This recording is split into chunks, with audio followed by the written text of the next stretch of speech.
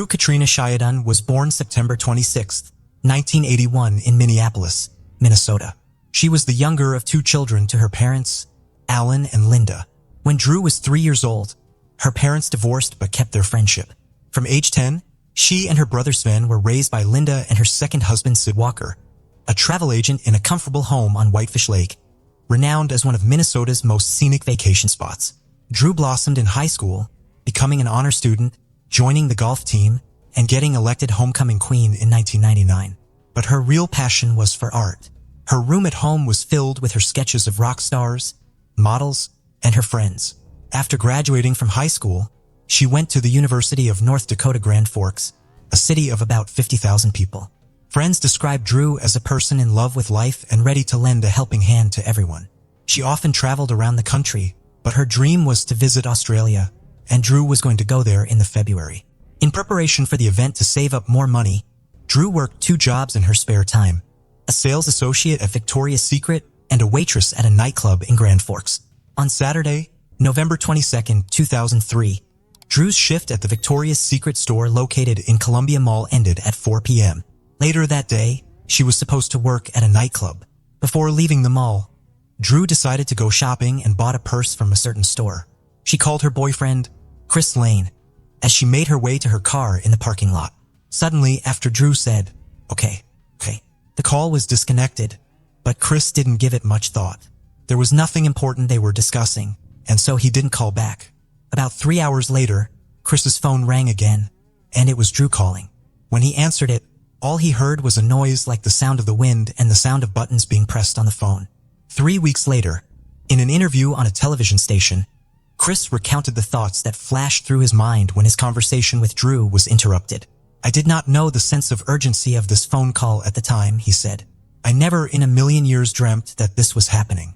There was no sense of urgency, more just a cell phone call being cut off for any number of reasons. Honestly, I had no idea that this terrible thing was happening." Drew was living in a college dorm where she shared a room with a friend named Meg Murphy. About the same time Chris received a strange phone call, Meg received a call from the nightclub where they were trying to find out why Drew hadn't come to work and wasn't answering the phone. She was a responsible employee and always came to work early, so her absence immediately caused everyone's concern. However, Meg didn't know where Drew might be and was surprised that she hadn't shown up for work. Trying to find out where her friend Meg had disappeared, she first called mutual acquaintances and then called the local hospital where she was told that Drew had not been admitted there. Around 9 p.m., unable to find out anything, Meg called the police. Knowing that Drew worked at Columbia Mall, a police officer was dispatched there. At this point, the mall was already closed. Driving around the parking lot, the officer saw Drew's car. Upon examining it, he found that the car was unlocked. There were no signs of a struggle or any other crime. A black nylon sheath from a folding knife was found on the ground near the car. It wasn't clear yet whether it had anything to do with Drew's disappearance, but such a find was not encouraging. On the seat in the car were papers, a wallet, and a new purse purchased that day, suggesting that even if Drew had faced some dirty deed, it certainly hadn't been a robbery. Neither friends, boyfriend, nor parents knew where Drew might be, so investigators began to lean toward the theory that they were dealing with a kidnapping. First of all, detectives checked out Chris Lang. He was almost immediately ruled out as a suspect because he was in Minnesota, 300 miles from Grand Forks. From Chris, the police learned about the 2 phone calls Drew had made, that one had been abruptly interrupted, and that during the second, made a few hours later, wind noises and the sound of button pressing could be heard.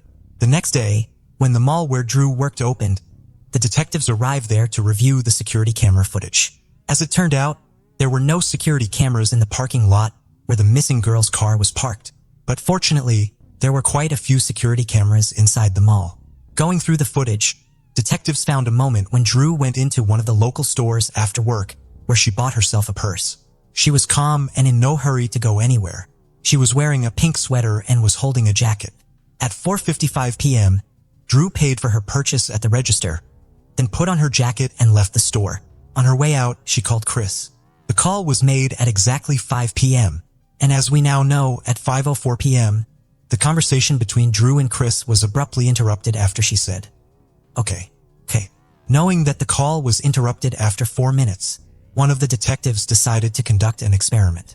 Setting the timer for 4 minutes, He began walking slowly from the store where Drew had bought her purse to the parking lot where her car was parked.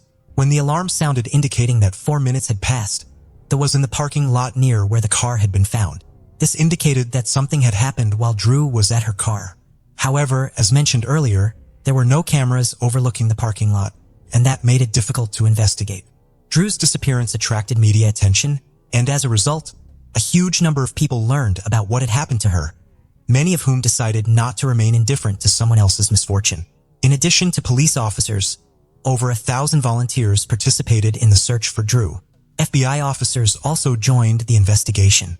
The last call that was made from Drew's phone was traced to the small town of Fisher in neighboring Minnesota, which is only a 30-minute drive from the mall where she worked.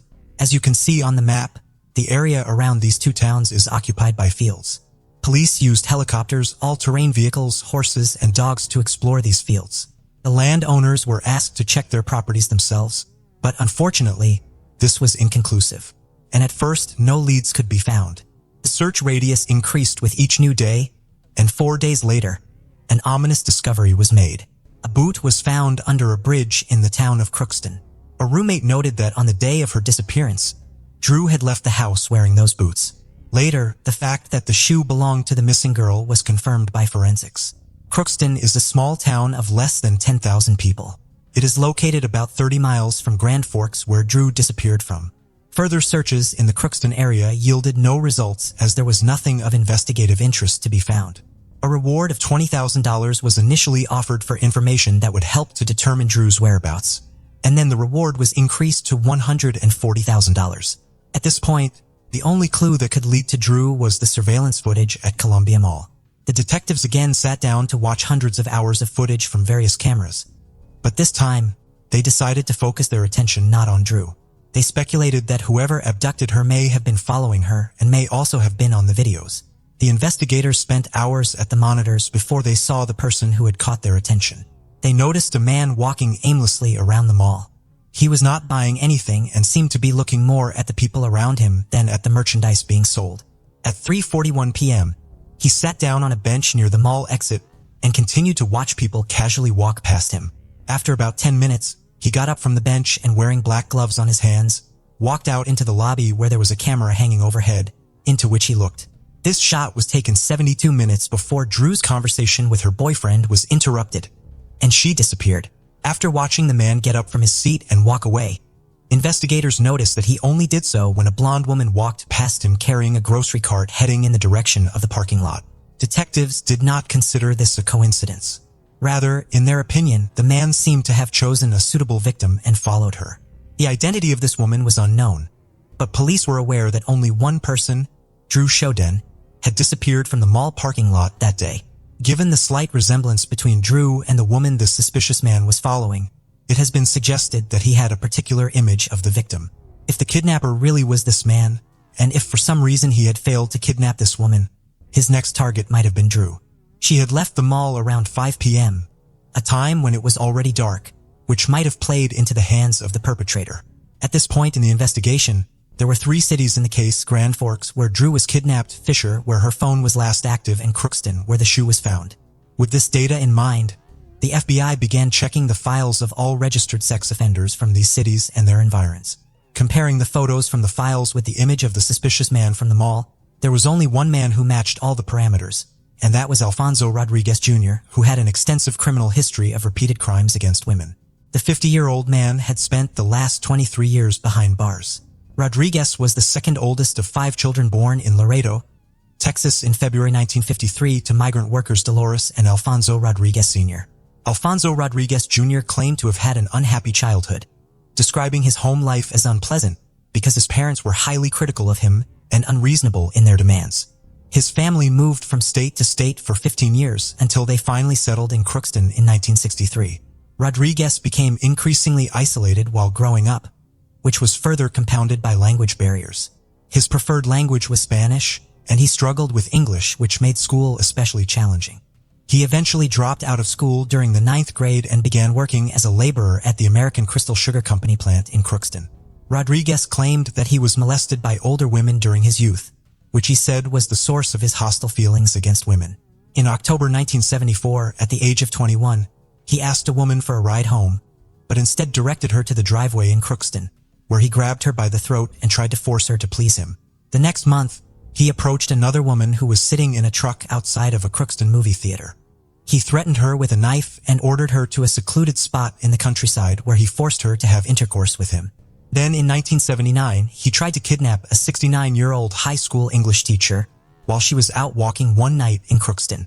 The woman fought back as Rodriguez tried to force her into his car. In a fit of anger, he stabbed her with a knife in her elbow and abdomen. Yet she managed to break free and run to safety.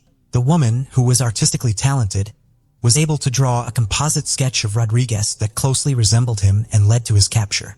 He was convicted of attempted kidnapping and aggravated assault and sent to prison for 23 years until his release in May 2003. He had been released from prison 6 months before Drew disappeared and was registered as a sex offender of the highest third degree, which meant that his risk of reoffending was as high as possible. Before his release from prison, Rodriguez's family voiced their concerns to Minnesota Department of Corrections officials. Even his family feared that he was going back to his old ways. But despite their fears, Alfonso was released because he had served his entire sentence. After his release, Rodriguez lived with his mother in Crookston, just a couple of miles from the bridge where, it should be recalled, Drew's shoe had been found, which was another factor not in his favor. The detectives decided to talk to Alfonso Rodriguez, and of course, he denied any involvement in Drew's disappearance. The man confirmed that he had been at the Columbia Mall the day she disappeared, saying that he had gone to the movie theater and watched the movie Once Upon a Time in Mexico. What he didn't consider was that none of the movie theaters in Grand Forks were showing the movie that day.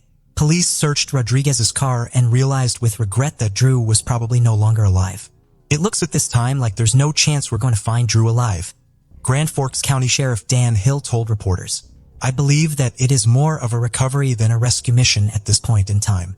In Rodriguez's car, dark red dried stains were found in several places in the interior, which forensics later determined were drops of Drew's blood. The affidavit says blood was found on the passenger side rear window and in the back seat, as well as 2 other areas in the passenger compartment. The blood did come back. It was a DNA match with Drew from the DNA taken from Drew's toothbrush, the sheriff said. A folding knife was found in the trunk, which matched the sheath found in the parking lot next to Drew's car. A receipt was also found indicating that Rodriguez had purchased this knife complete with its sheath from a hardware store located several hundred yards from the parking lot where Drew disappeared. Although Drew was not found alive or dead, investigators gathered enough evidence to charge Rodriguez. 8 days after she disappeared on December 1, 2003, the man was arrested. Rodriguez, who was imprisoned in a Grand Forks jail, claimed that he was not involved in Drew's disappearance and refused to speak to law enforcement officials or provide information as to her whereabouts despite the evidence against him. During a brief bond hearing several days earlier, bail for Rodriguez's release was set at a staggering $5 million. While he remained silent in custody, the search for Drew continued unabated and focused around these 3 towns. The work of the searchers was made more difficult by the snow that covered the area abundantly. In an unprecedented move, the governors of North Dakota and Minnesota pledged during a December 9th press conference to aid in the search for Drew by employing several hundred members of the National Guard and other state employees. North Dakota Governor John Hovind said that Drew's disappearance was something that has touched every North Dakotan. Minnesota Governor Tim Pawlenty told reporters that he was very proud of the cooperation and the collaboration that's been exhibited by members of the community and police officials. Despite all the efforts made, there were no results. And due to worsening weather conditions, the authorities decided to suspend the search operation. In spring, the intensive search continued. Those searching for Drew hoped they would be able to find her as the winter snow had just begun to melt.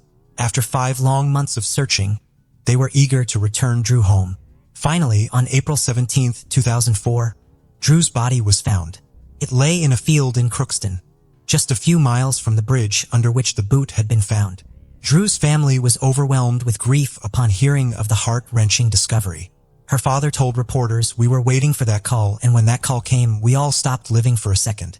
It was her parents' worst nightmare and one that would haunt them for the rest of their lives." The field where the body was found had already been searched, but apparently because of the large drifts, they could not find it immediately. Drew was naked below the waist, which made the motive of the crime obvious.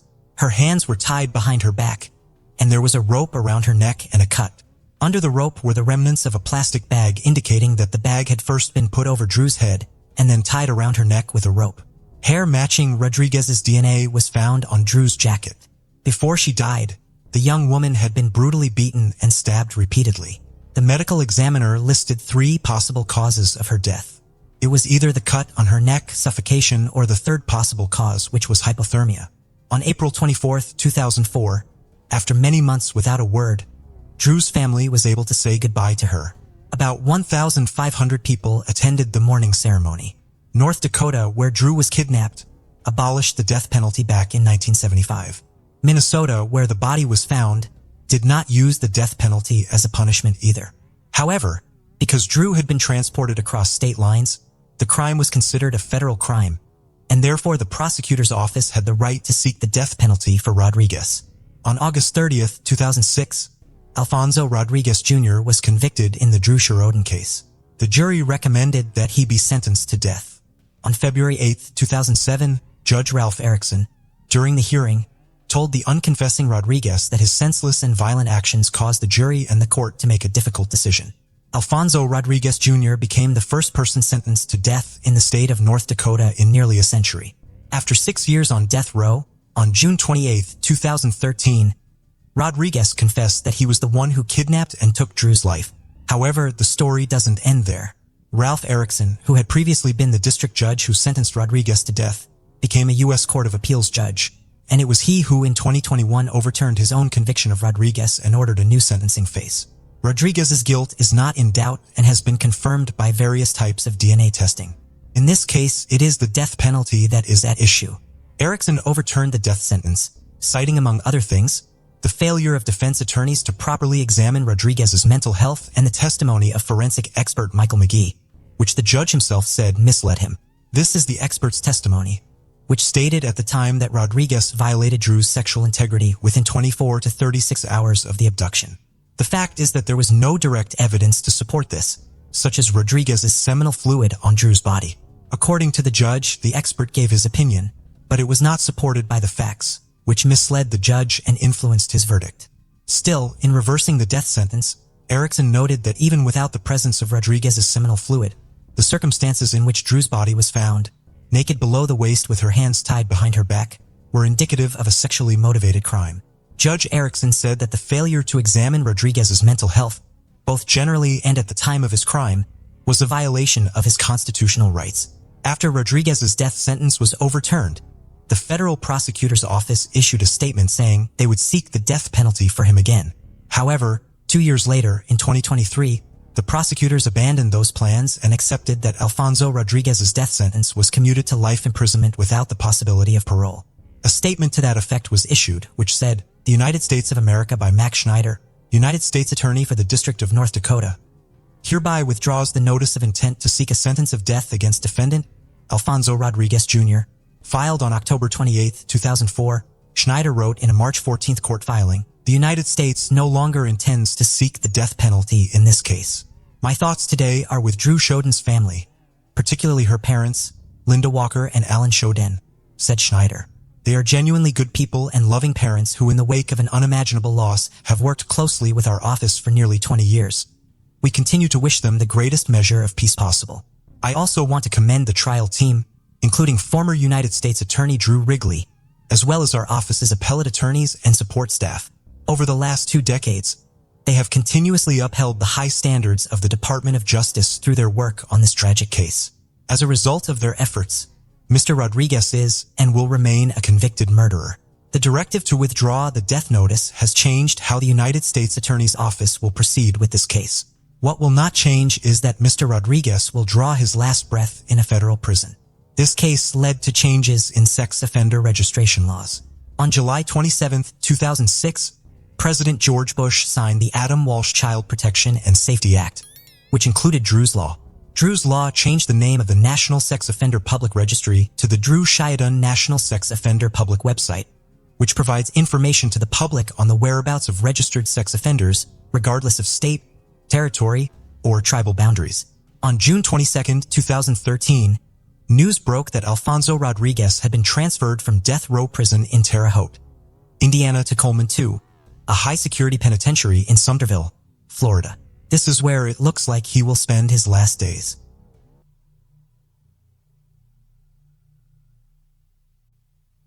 The case of Belinda Temple. Belinda Temple was born and raised in Texas. In 1986, Belinda went to college in her hometown while her twin sister, Brenda, left to study at Stephen F. Austin University. Belinda decided to stay with her parents because she was dating Marshall Comer, who was 3 years older than her. She was completely absorbed in the relationship. However, Belinda's parents were not pleased. They were concerned that the relationship would disrupt her studies, leading to her having children early and dropping out of school. This caused a lot of tension in the family. Belinda's mother, Carol, did not agree to her daughter living with Marshall. Belinda was a strong-willed and determined girl, and she may have taken her mother's advice as a threat. So at a family dinner when Marshall was invited, Belinda and Marshall, despite their mother's objections, announced that they were getting married. The atmosphere at the dinner table became heavy and quiet. Belinda decided to get married to prove to her parents she was an adult. Her boyfriend wasn't eager, but didn't refuse. They married without a grand celebration, with Belinda wearing her sister's white dress and spending the day with friends drinking champagne. The next day, she moved in with him at his parents' place. The marriage was mainly to stop her mom's criticism and gain independence. But not 6 months later, Marshall began to spend little time at home, saying he was working late, but was actually with another woman. Belinda found out when she noticed that her husband was acting strangely one day. She waited until his workday was over and followed her husband. And that's when it all came to light. Marshall was walking hand in hand with some strange woman, most likely with his colleague. Belinda didn't start any arguments or jealousy. She just packed her things and went back to her mother. Marshall kept trying to ask for Belinda's forgiveness, but she wouldn't budge. After that, they soon divorced. In 1987, Belinda had nothing to keep her in her hometown, so she decided to follow her sister to Stephen F. Austin State University. Her time at the university was a positive experience for Belinda. It seemed that she had found her purpose. In addition to studying, Belinda also worked part-time as a basketball coach, and the young girl had very high expectations. At the same university, Belinda met David Temple.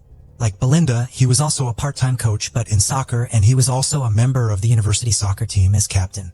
For David, soccer was an integral part of life. He had started practicing soccer since he was a child, and from that time on, it was clear that he had the potential to become a star at school. He often played soccer very successfully for the team and was respected by all the teachers, despite his unpleasant personality.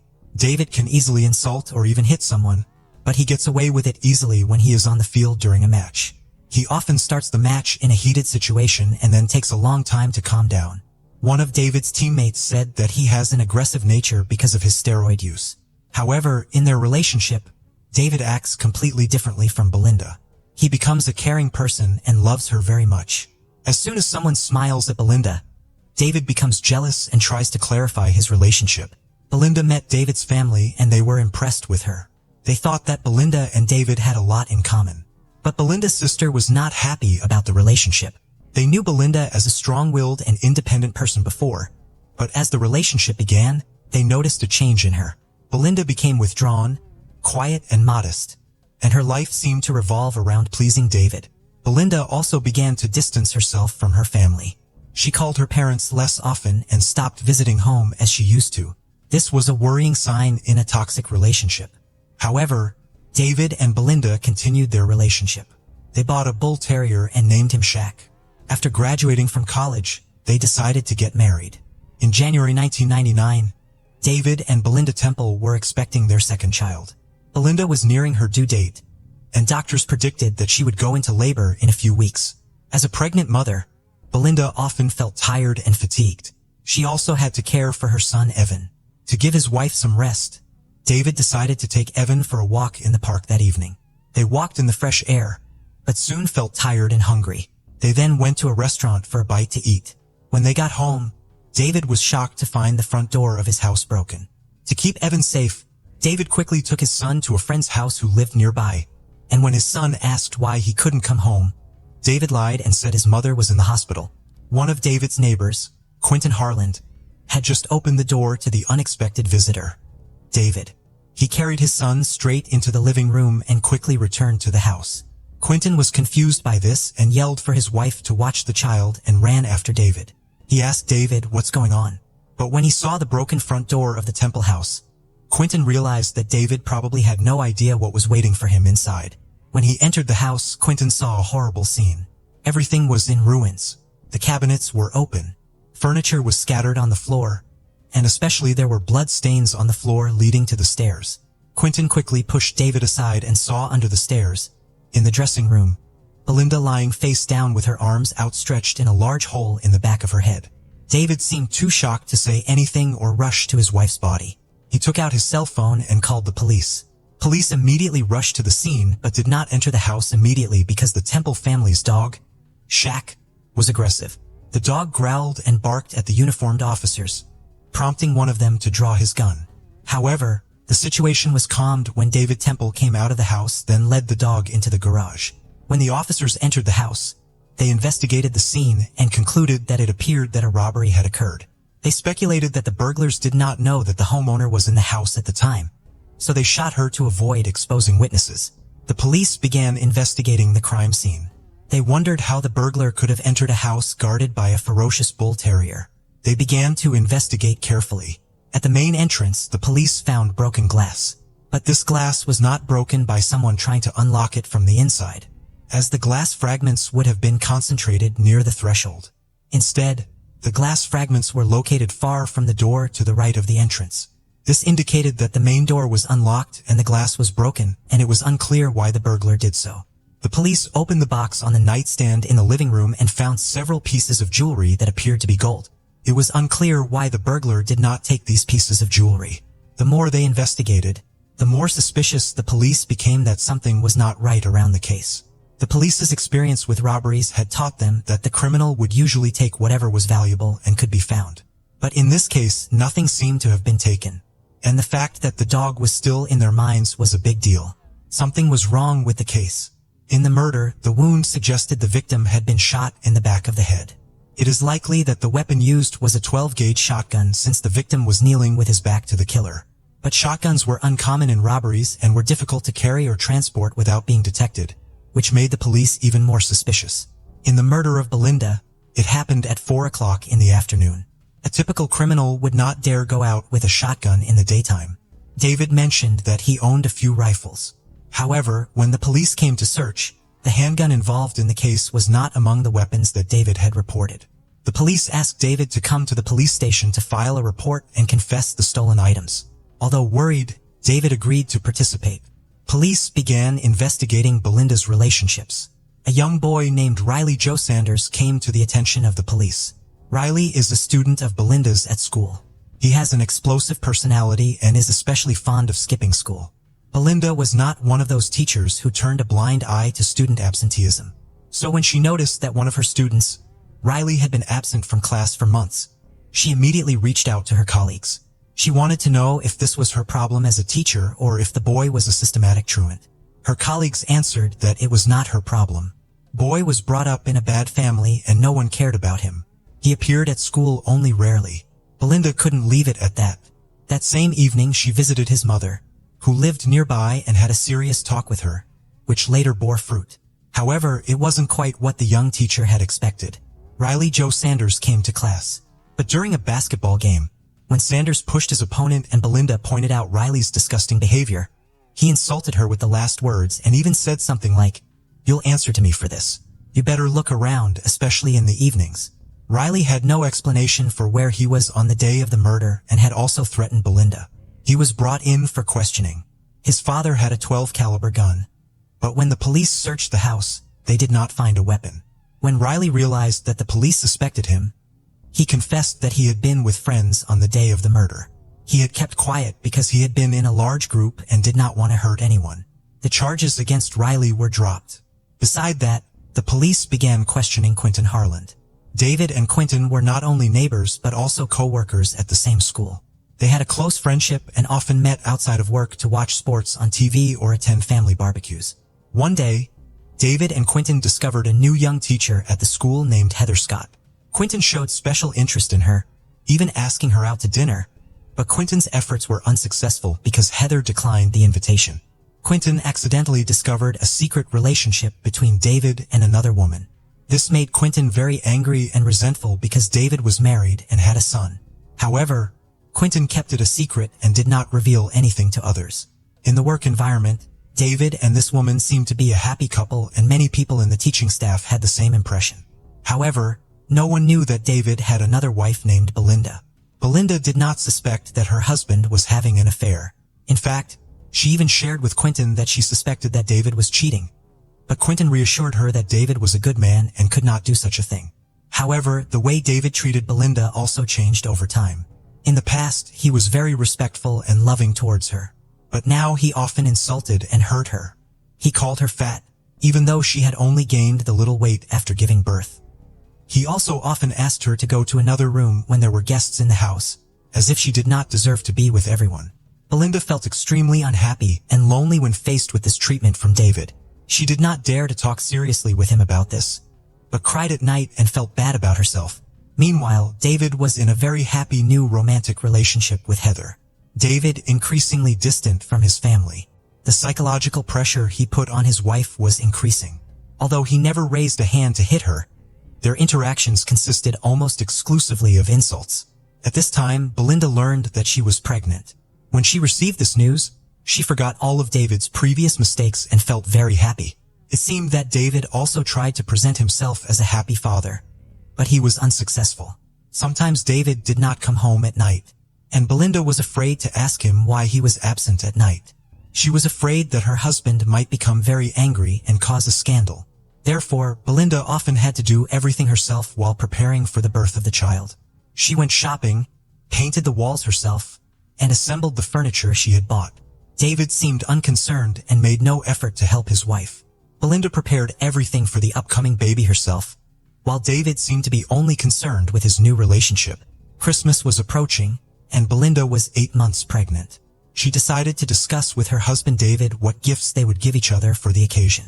However, David suggested that they skip giving each other gifts this year.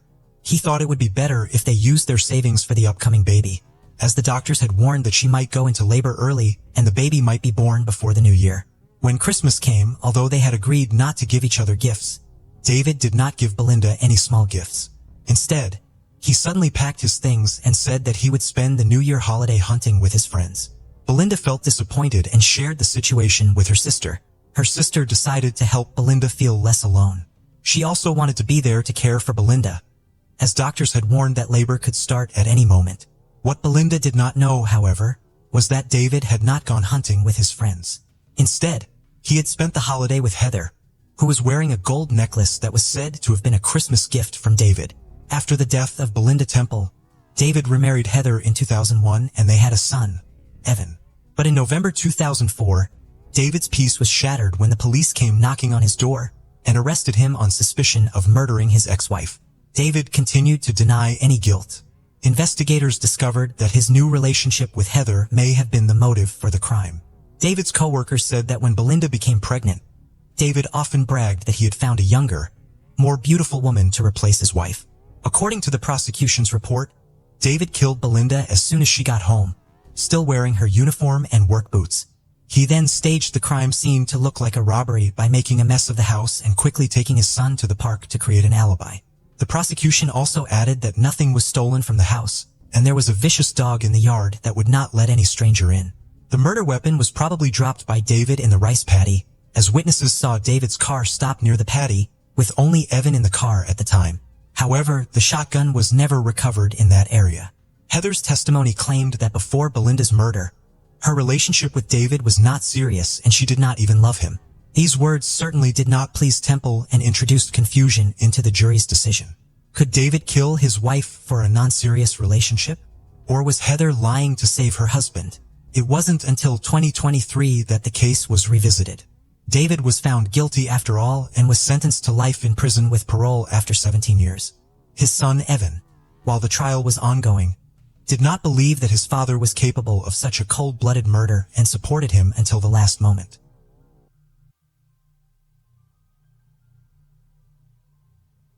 It's late afternoon in the Calabar town of Queensland's picturesque scenic rim region, and a cool fall breeze softly sweeps through hundreds of fresh sunflowers. Vanessa Fowler, a mother of 2, visits to remember her beloved little sister. Vanessa says it was her favorite flower. She was a great lady in every aspect. She was strong, resilient, and passionate. Vanessa is mourning the tragic murder of Allison Baden Clay, her baby sister, What happened to her? Let us go into the investigation. Brisbane is the third most populous city in Australia and is located in Queensland. It's known for the river that runs through it. Despite its location beside a river, the town constructed an urban beach that is the size of 5 Olympic swimming pools. Tons of white sand are trucked in everywhere to preserve the street's beach. It was the place where the story of a woman's murder happened. It was among the most high-profile homicide cases Queensland has ever seen. The tale of the Baden-Clay family from Brisbane was first shown on Australian television in 2012. On April 20th, 2012, Friday, Gerard Baden-Clay called authorities at about 7:12 a.m. to report his 43-year-old wife, Alison, missing. He said that Alison had gone for a walk in their wealthy Brookfield neighborhood early in the morning. According to Gerard, she did this frequently. She did not, however, come for breakfast that day. He told Alison's parents the same thing. The police started looking for the missing person right away. First, they questioned their neighbors if they had seen anything or remembered seeing either Bade and Clay's vehicle between 8:30 p.m. Thursday and 8 a.m. on Friday. A Holden Captiva and Toyota Prado were the vehicles. A search involving hundreds of volunteers, along with the police, began immediately. An extensive investigation, including aircraft and police on horseback, was conducted across the rough terrain. In addition, they looked in the Degwaller National Park's neighboring mountain forest. Firefighters also searched closed mine shafts. All of these attempts were organized by Sergeant Sharky Lang. According to Gerard, on April 23rd, police set up a mannequin in the Baden-Clay front yard, wearing the exact clothing Alison was last seen wearing. Alison was eventually discovered by a kayaker, not by the cops. On April 30th, the kayaker was near Anstead on Colo Creek. Alison was found at 11 a.m. on the muddy stream banks. She was dressed for a workout and resting on her side. Her arms were stretched out and her decomposition was advanced. Her blue shirt was pulled over her head, giving the impression that she had been dragged. Dental records were used to verify Alison's identification. According to the autopsy, Alison would have left significant gouge wounds on the intruder's face since some remains were under her nails. Her family and friends were beyond devastated upon hearing the news. Alison was a pure soul. She was a quiet and composed woman. On July 1st, 1968, Alison June Dickey was born. She was the second daughter of Priscilla and Jeff Dickey's 3 children. Alison was raised in Red Bank, a working-class area. She began her lifelong love of ballet at the age of 4, and her biggest dream was to start her own ballet studio. Alison won the Miss Brisbane beauty pageant at 25 in 1994 and was around 5 feet 6 inches tall. She was also an impressive polyglot, with Japanese, Dutch, English, French, German, and Swedish being among her languages. Her friends had always considered her to be lucky and could not have imagined such disastrous things to happen to this Wonder Woman. She was an ambitious woman who was on her way to accomplishing her dreams, but unfortunately fate stopped her. The family was beyond shattered and couldn't figure out who could have done it since Alison has no enemies. They didn't know how to convey the news to the 3 little souls waiting for their mommy to come back. Alison was the head of human resources at Flight Center Airport when she met Gerard Baden-Clay. He was based at their Toon Bowl office. On August 23rd, 1997, they married. Gerard Baden-Clay was born in Bournemouth, England. He moved to Australia when he was 10 years old with his parents and 2 younger siblings. He was the great-grandson of Robert Baden-Powell, the founder of the Boy Scouts of America. Gerard is around 6 feet tall, with a medium body and short brown hair. The couple moved back to England after their marriage but returned to Australia in 1999. Gerard and Alison were both employed with Century 21 real estate company in 2004 and had 3 lovely young daughters. Gerard Bate and Clay became the managing director of Century 21 Real Estate, after which he finally partnered with 2 others, with Gerard becoming in charge of their real estate company's finances. Toni McHugh was a client of Gerard's real estate firm in 2007. She was a married mother and ended up ending her 17-year-long marriage. A buddy of hers assisted her in obtaining employment with Remax Real Estate Company. This guy had been Gerard's business partner, and it was through him that he had met Toni. Toni worked hard and eventually became a special agent there. Authorities interviewed several people throughout the inquiry, including Toni, Gerard, and his business partners. They started putting the puzzle pieces together one by one. According to investigators, Alison's insurance was worth $800,000 to $950,000. Alison's estate was also handed to her parents. Her life insurance plans were included in this, which also ordered that her 2 insurance plans were ordered to be kept in trust. Investigators had also found that someone was working on collecting Allison's life insurance while her body was being autopsied. It was Gerard, and there they found some evident marks on his face, which were expected to be made by Allison. But these were just assumptions. There was not enough evidence to prove him as the murderer. Gerard was taken to court, where the Crown or prosecution said he sought to cash in on his wife's life insurance policy to pay off his debts. According to a forensic accountant, Gerard owed roughly $300,000 to various relatives and friends, while he barely had $70,000 in his bank account. Tony McHugh was brought into the scene. Tony McHugh had said that Gerard phoned her after his wife vanished and ordered her to be quiet. She also said that he did not have the financial means to divorce her. These shocking revelations meant that Gerard and Tony were having an affair with one another. Gerard had informed Tony that he intended to divorce his wife and marry her one day, and he often met Tony without his wedding band on. He confessed to Tony that he loved her and intended to divorce his wife for her, but he also stated multiple times that he couldn't leave Allison because she was depressed. Gerard had also set up a phony email account to contact Tony without Allison being aware during this time. Allison, according to Gerard, was monitoring his phone conversations and text messages and had even imposed a curfew on him. If Allison knew about the affair, she definitely would have been surprised because the pair was in the middle of marriage counseling and had no intention of splitting. 3 days before her abduction, the couple had attended a marriage therapy session. Gerard Bate and Clay liked to present himself as a devout middle-class spouse and parent. He was concerned about his social position and how others perceived him. The truth was completely different. Of course, Gerard had rekindled his romance with Tony McHugh. Gerard didn't appear to be working on his marriage, and he frequently publicly humiliated Allison. Gerard and Tony would be openly romantic toward one another at several work events they went together. He was also in debt to several friends and business acquaintances. Gerard admitted to his business partners that they were having financial problems at that point, which had surprised them because they had been having a great year and were unsure about where all of their money had gone. The business needed financial assistance, and all three partners agreed that any money leaving the company had to be signed. Gerard was no longer allowed to be the only one in charge of the capital. With Gerard Bade and Clay directly facing his partners, this barely lasted a few weeks. He didn't want to have to ask for their autographs constantly, and he repeatedly expressed his dissatisfaction with their lack of faith in him. Besides these incidences, Allison's diaries were introduced as evidence when the trial began on June 10, 2014. According to the journals, jurors heard Allison's views on her marriage and hardships, and how she tried to make her marriage work despite Gerard's treachery. Allison found out about the affair 3.5 years later. Tony was sacked from Gerard's Century 21 business in October 2011, putting an end to the romance. According to the prosecutor, Gerard murdered Allison for financial gain. On his behalf, Gerard testified. His side of the story was that he lied about everything he said in the past, but that everything he claimed at the trial was proper. Gerard acknowledged Tony's 4-year affair during his trial. He also admitted having previous relationships. However, none of them mattered because they were irrelevant to him. The jury didn't believe Gerard, and on July 15th, he was found guilty and condemned to life in jail with the prospect of release after 15 years. Gerard's defense attorneys sought an appeal in August 2015 based on a new premise. They were now claiming that Gerard had killed Allison accidentally during an altercation. Indicated an intention to charge my client with murder. He became scared and attempted to conceal the murder. On December 8th of that year, Gerard was successful in his appeal. Instead of being found guilty of murder, he was found guilty of manslaughter. Even though Gerard lied about how he got scratches on his face and sought to cover up Allison's death, the Court of Appeals found a reasonable inference that he was innocent of premeditated murder. The court dismissed the Crown's motive of financial gain.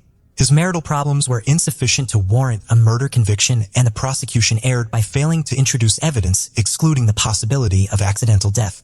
In July of 2016, the High Court, consisting of 5 justices, heard an appeal from Queensland prosecutors who argued against Baden Initial Clay's conviction being downgraded. The High Court probed the defense about the change in their case. Gerard Bade and Clay was initially unconnected to Allison's murder. However, according to her autopsy, Allison died from a hit to the head after collapsing. It was ruled accidental since there was a prior argument between the two, and that cannot be counted as murder but rather an accident. In August, the High Court restored the original Gerard Bade and Clay conviction and the unanimous verdict. Domestic and Family Violence Prevention Month is observed in May.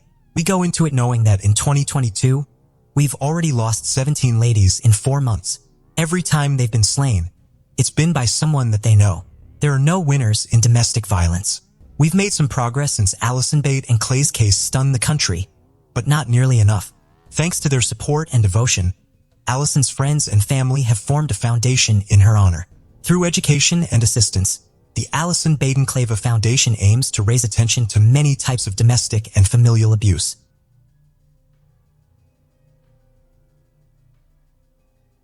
"40 years ago, an American teenager was found bludgeoned to death in a cemetery in New Jersey. Her face was so badly injured that it was impossible to identify her at the time.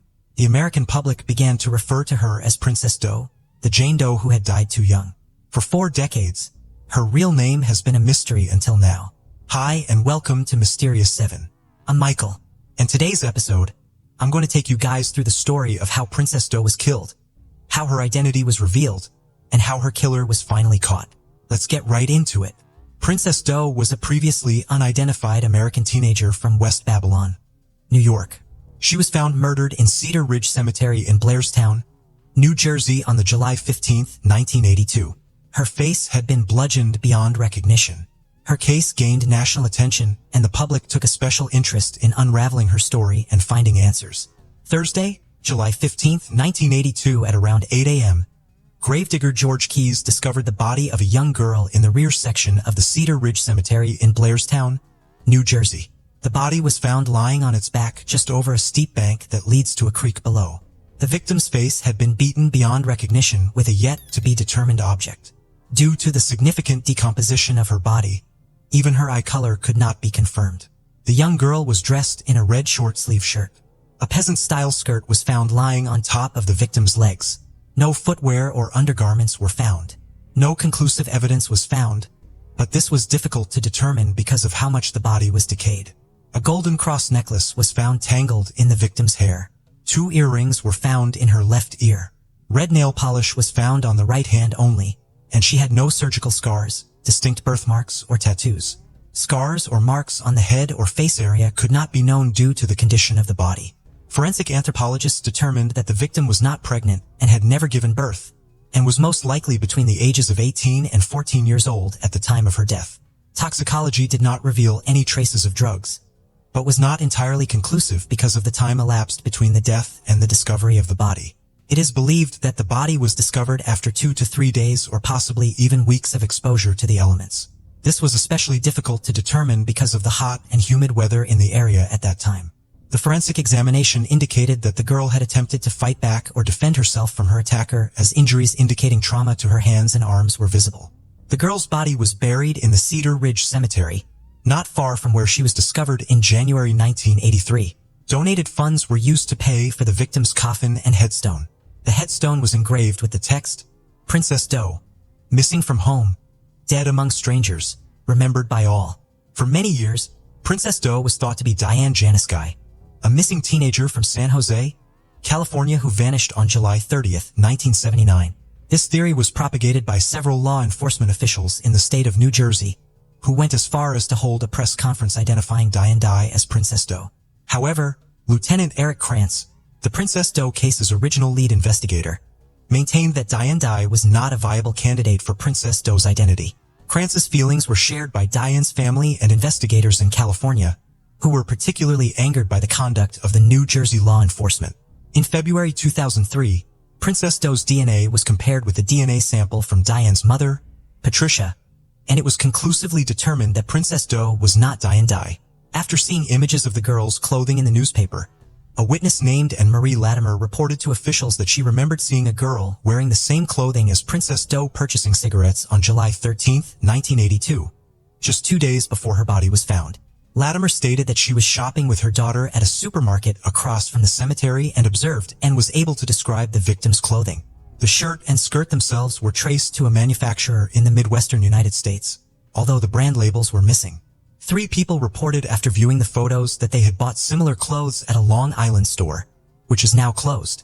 On September 22, 1999, the body of Princess Doe was exhumed from the Cedar Ridge Cemetery in Blairstown so that DNA samples could be taken. The body was reburied in the same location.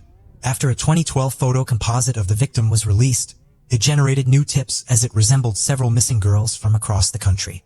One theory was submitted that Princess Stone may have been a runaway and could have been an individual using false names while employed at a hotel in Ocean City, Maryland. In February 2012, a sample of her hair and a tooth were examined through isotope analysis and indicated that the victim was most likely born in the United States, at least 7 to 10 months in the Midwestern or Northeastern United States. The tooth sample indicated she could be from Arizona. It is also believed that the girl had spent a long time in Long Island, New York. Lieutenant Krams, now retired, toying the name Princess Doe early in the investigations and also managed to get the case covered extensively in the media. The case was used as the impetus for recording unidentified crime victims in the MCIC database at the national level. Princess Doe became the first such case entered by the FBI director. After extensive print media coverage in 1982, Lieutenant Krams, who was the original lead investigator from the Blairstown Police Department, was contacted by HBO regarding the Princess Doe case and asked if the channel could chronicle the case in an upcoming documentary entitled Missing. Krantz agreed, and the segment was filmed over several weeks. Krantz was shown following leads as they came in. The documentary featured actual footage of the recovery of Princess Doe's body, along with footage shot by HBO of Princess Doe's 1983 funeral. The case was also featured on America's Most Wanted in February 2012 in hopes of generating new information about the case. The same year, the most recent reconstruction was broadcast on CNN. On July 15, 2012, a memorial service was held for the 30th anniversary of Princess Doe being discovered at the top of the ravine where her remains were found. Over 100 citizens attended, as well as several reporters and cameras. The victim's clothing as well as her photo reconstructions were on display for public viewing. On October 12, 2014, Princess Doe was honored at a missing persons rally in the area. In the years between the first discovery in the body and the final identification, several theories cropped up. The first one was that Princess Doe was actually Diane Dye, a young girl missing from California, which has now been definitively disproved. Secondly, the killer of Princess Doe was already imprisoned for another homicide. A man called John Rees was briefly suspected as he was convicted of killing another woman in nearby Belvedere, New Jersey, but there was no real evidence of a connection with Princess Doe. The third theory was that Princess Doe was either a runaway that was known to work in the Ocean City, Maryland area or a prostitute who worked at the local truck stop. The information for these two possibilities was highly inconclusive. Nobody from the local area came forward to identify Princess Doe on or off the record. It seems unlikely that not one single person would come forward if she was known in the area. The fourth and disturbing theory was that Princess Doe was killed by a Blairstown police officer, and that is why the case was never solved. But this claim is completely unsubstantiated. There are retired local law enforcement officers who still follow and contribute to the case even after 40 years. The fifth theory was that Princess Doe was a victim of a serial killer known to operate in the area, such as John Kleiss, Henry Lee Lucas, or Joel Rifkin. Though local law enforcement was aware of these claims, none were found to be credible. A sixth theory was that Princess Doe was an out-of-state teenager who worked at an area camp. Again, this was never proven. And now we come to the seventh theory, that Princess Doe was killed by a man named Arthur Kinlaw. For many years, this was the most current theory. Many of the facts fit the case, and this theory was explored on the America's Most Wanted website. Several New York Newsday articles referenced this theory that was published in 1999 and February. Mr. Kinlaw was already imprisoned for other crimes. But since Princess Doe's body wasn't identified, his involvement in her murder could not be proven beyond a reasonable doubt. Princess Doe's body was re-exhumed in November 2020 using a grant, and she underwent DNA extraction for genetic genealogy.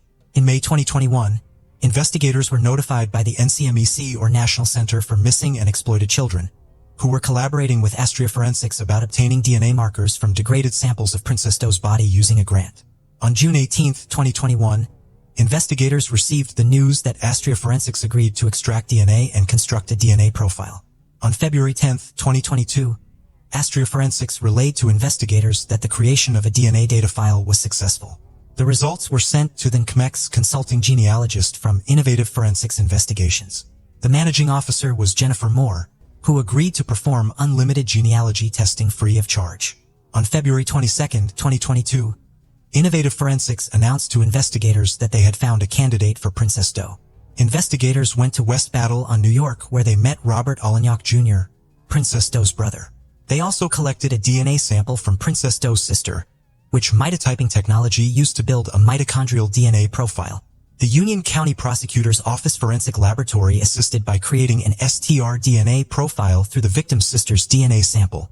Mitotyping technology sent their results to the Union County Prosecutor's Office Forensic Laboratory, then sent both the mitochondrial DNA and STR-DNA profiles through the University of North Texas Center for Human Identification. On April 29, 2022, the center identified Princess Doe as Dawn Olenek. Her identity was formally announced on July 15, 2022, the 40th anniversary of her discovery.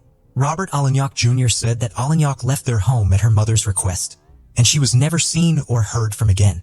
Way back in 1999, evidence came to light that Arthur and Donna Kinlaw may have been involved in Princess Doe's murder. Donna was arrested in California for attempting to commit welfare fraud by using the name Eliana, which was traced to a Long Island native. When the police questioned her, she gave them details about the murder of Linda, and her testimony put the Kinlaws behind bars. Donna gave details about 2 murders Arthur had committed of 2 other female victims who remain unidentified today. After Arthur was faced with a death sentence, Donna told authorities that Kinlaw had killed another woman, a sex worker, earlier in 1982. She told police that she was with Arthur in the cemetery and witnessed him commit the murder. Another report states that Donna Kinlaw said that in July 1982, her husband brought home a teenage girl, left home, and returned without her. He later apparently disposed of his clothing and cleaned his vehicle. Afterward, he threatened his wife, claiming if she did not attend her job, he would take her life as he did to the girl he brought home. However, a lack of cooperation meant that Arthur Kinlaw was not charged. Lieutenant Stephen Spears, who worked on the case as a member of the Warren County Prosecutor's Office, from which he is now retired, stated that Kinlaw claimed responsibility for her death, but I have no physical evidence to confirm that. And without the identity of Princess Doe, I have no way of connecting the dots, so to speak, putting her in a place where he could have been or would have been at the same time. Spears also reported that he doubted the confession because the Kinlaws could not provide a name for Princess Doe, even though they claimed to have been with her for some time. Even though he questioned the credibility of their statements, Spears does not believe the victim was native to Long Island, New York. However, Donna Kinlaw was interviewed by a forensic artist who created a sketch of the girl she claimed to have met, which does resemble the most recent composite. Arthur Kinlaw remained incarcerated for 2 counts of second-degree murder. Following the 2022 investigation of Princess Doe as Dawn Olenek, Arthur Kinlaw was reconsidered as a suspect and later charged with Olenek's murder. Dawn Olenek was born on August 5, 1964. She had been a junior at Connequot High School in Bohemia, New York, where she had lived with her mother and sister, authorities said, but she soon moved out of the family home. According to her brother, she was thrown out of her home by her mom. She ended up getting killed in a cemetery, leaving no clue as to her real identity. But for more than 20 years, the name of her suspected killer was no secret. In 1999, the wife of Arthur Kinlaw, the convicted pimp who today is serving time for the murder of many other Long Island women, tied her husband not only to those deaths, but to the brutal slaying of the girl in the Blairstown Cemetery. In an interview with Newsday at the time, Donna Kinlaw recounted how her husband in the summer of 1982 brought a girl of about 18 years old back to their Central Islip home. She told the newspaper as well as police that her husband left with the woman, but later returned home alone, appearing shaken. About 2 weeks later, according to Newsday, she read that police in Belvedere, New Jersey had found the body of a dead girl who fit the description of the girl who was in their house that night. He kept saying, "What does it say? What does it say? Does it say who the person was who got killed?" She said her husband asked. From the story she read aloud to her husband, Donna Kinlaw told Newsday that she remembered that the New Jersey police named the dead girl Princess Jane Doe. Not long afterward, investigators exhumed her body to recover the murder victim's femur bone in hopes of using her DNA to identify her. And in fact, investigators acknowledged that Arthur Kinlaw confessed to the New Jersey murder in written statements dating back to February 2005. But it was not until April of this year that Dawn Olenek was positively identified. Arthur Kinlaw, now 68, is currently imprisoned in Sullivan County, New York on 2 other first-degree murder convictions from February. Among them was a teenager he knew only as Linda in April 1984 in the Bronx, Newsday reported. "I strangled her with my hand," said Kinlaw. "She was hit about the head by me with a bat." Arthur Kinlaw has now been charged with 1 count of homicide as the result of the subsequent investigation, witness statements, and his confession of Olenek's murder. It is believed that after Dawn Olenek refused his demands to go into prostitution, he drove her to New Jersey. They both ended up in Blairstown, where Kinlaw murdered her in the Cedar Ridge Cemetery. Neither Olenek nor Kinlaw had a connection with the town. Kinlaw remains imprisoned at the Sullivan Correctional Facility in Fallsburg, New York. Investigators are now looking to piece together Dawn Olenek's movements in the time leading up to her death. The DNA Doe Project, also DNA Doe Project Incorporated or DDP, is an American non-profit volunteer organization formed to identify unidentified deceased persons, more commonly known as John or Jane Doe, by using forensic genealogy. Their volunteers identified victims of automobile accidents, homicides, and unusual circumstances, such as persons who committed suicide under an alias. The group was founded in February 2017 by Colleen Fitzpatrick and Margaret Press. Unraveling the mystery of Princess Doe has been a sensational success for genealogical DNA testing of exactly this kind. Sometimes the smallest things make the biggest impact. And for the case of Princess Doe, that was exactly what happened.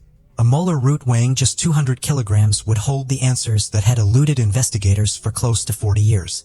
With the help of the National Center for Missing and Exploited Children, Princess Doe's Mueller and eyelash were submitted to Astria Forensics in 2021 for possible DNA extraction. What is so special about Astria is that they can extract DNA from samples that are degraded or otherwise would provide no value, said Carol Schweitzer, a forensic supervisor at NCMEC. We knew that if anyone could get the information that was needed, Astria could, and they did.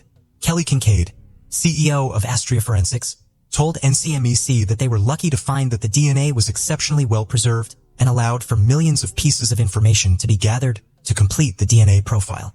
This single DNA extract contained hundreds of millions of unique human DNA fragments, said Kelly. With these sequencing data, we were able to reconstruct her whole genome single nucleotide polymorphisms or SNP profile.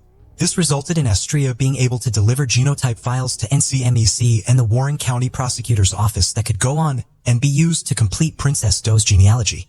This technology that would not have been possible 40 years ago was just the break the investigators had been hoping for to identify Princess Doe's identity.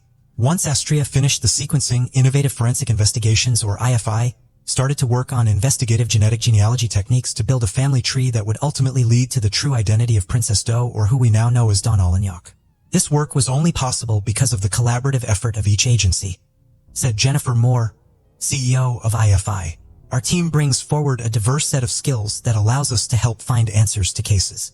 Echoing Moore's sentiment in today's press conference, Prosecutor Pfeiffer reiterated that science and technology made the impossible possible in this case. Dawn's case was deeply personal for the investigators involved, and their push for answers and justice never wavered. Dawn's family expressed deep gratitude to everyone who worked to find answers in Dawn's case. This is a very big deal for my family, said Dawn's cousin. I'd like to thank Blair staff for treating my cousin like she was one of their own. Touches our family deeply.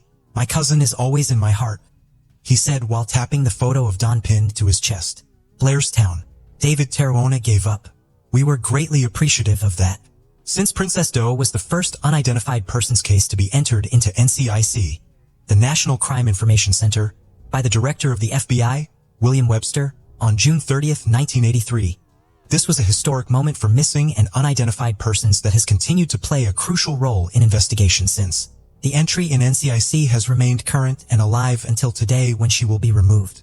The tenacity of law enforcement has never stopped, and they continue to pour resources and new technology into solving this case. And it's thanks to the collaboration between police authorities and genealogical DNA testing experts that Princess Doe was publicly identified on the 40th anniversary of the discovery of her body as Dawn Olenek.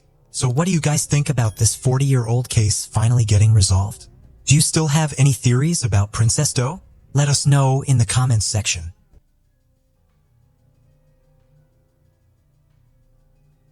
A 39-year-old woman known only as Jane Doe was getting ready for bed alone in her Charlotte, North Carolina home on Friday, June 17, 1994. Her kids had not come home yet, and it was already 1:30 in the morning. The woman made the decision to go to bed because she had a long day. In order to allow her children to enter her home without waking her, the woman left her main door unlocked. She calmly tucked herself into bed after bringing out her favorite blanket, not realizing that a predator was waiting for prey outside in the shadows. In a matter of seconds, the woman discovered that an unidentified intruder had her at knife point. What did this intruder want, and who was he? Was the 39-year-old mother going to live to tell about this potentially fatal experience? Charlotte is the most populated city in the American state of North Carolina. Charlotte is renowned for having a big city feel and for having a warm population. Nevertheless, it is among the most dangerous cities for violent crimes, which stands in stark contrast to Charlotte's vibrant and friendly side. Over 91% of the communities in the North Carolina region are safer and have lower crime rates than Charlotte. And one of the most horrifying crimes in history happened here back in 1994. On June 17, 1994, a Friday, the 39-year-old woman was by herself at her Charlotte home on North Clubman Street. After finishing her housework, she waited for her kids to get home. She just wanted to get a good night's sleep because she had such a long day and was exhausted. The woman chose to leave her front door unlocked at 1:30 a.m. so that her children could enter when they got back. As she dozed off in bed, the sound of her bedroom door opening startled her out of her reverie. She briefly believed that her kids had returned home, but when she turned to look in the other direction, she saw a man standing by the door with a knife in his hand. She was terrified and unsure of what to do. The man approached her more closely in a matter of moments, put the knife to her throat, and attacked her. The woman was too terrified to act at that precise moment, but she immediately reported the attack to the Charlotte-Mecklenburg Police Department after the attacker left the house. The 39-year-old lady was brought in for a forensic evaluation, during which her body was examined, an assault kit was finished, and the assaulter's DNA was extracted. Medical examiners examined the DNA sample, but the analysis was not very helpful because DNA technology was still in its infancy and there was not much data in their databases. Detectives from the Charlotte-Mecklenburg Police Department continued to hunt for the attacker after that, but they were unable to find him. They were unable to generate a list of possible suspects based on the evidence they had. The 39-year-old mother's attacker remained elusive to the detectives for weeks, months, and even years. The victim was left feeling distressed and powerless when the case finally ended without any progress being made for a very long period.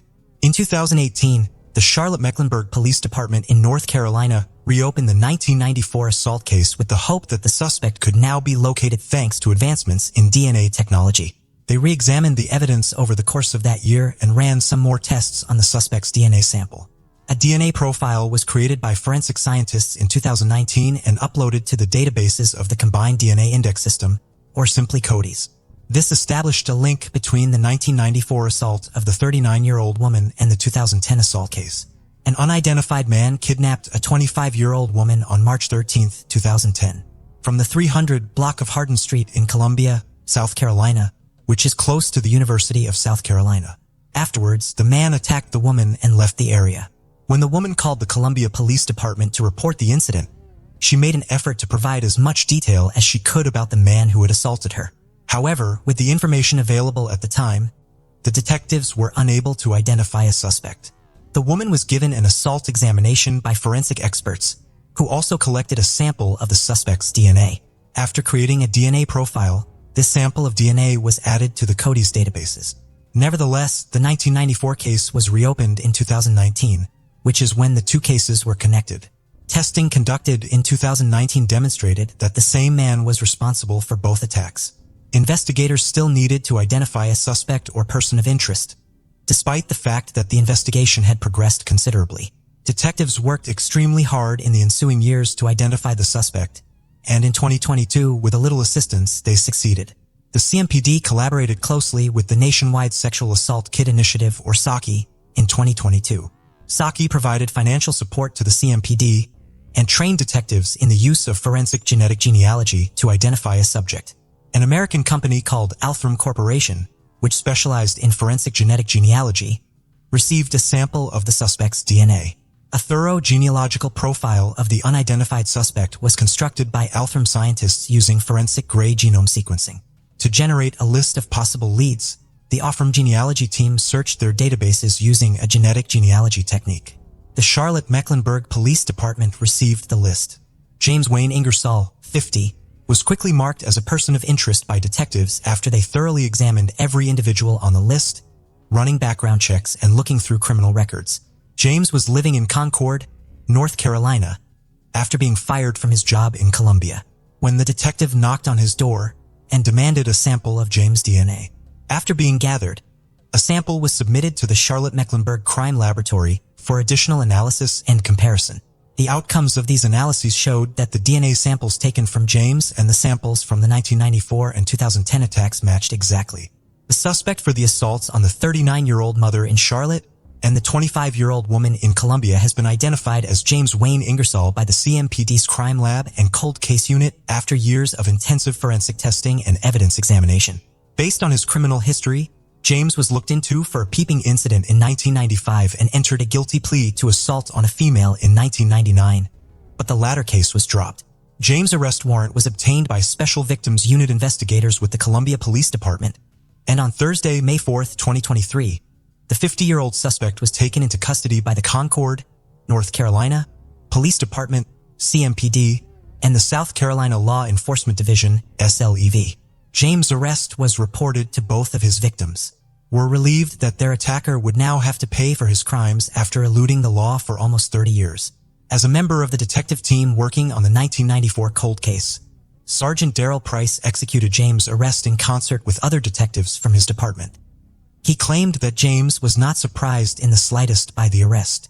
Sergeant Darrell believed that James knew he was being sought by the police when CMPD caught him, and that James had been tipped off by some individuals who had seen the department's public assistance request. Sergeant Darrell Price had spent 13 years as an employee of the CMPD Cold Case Unit.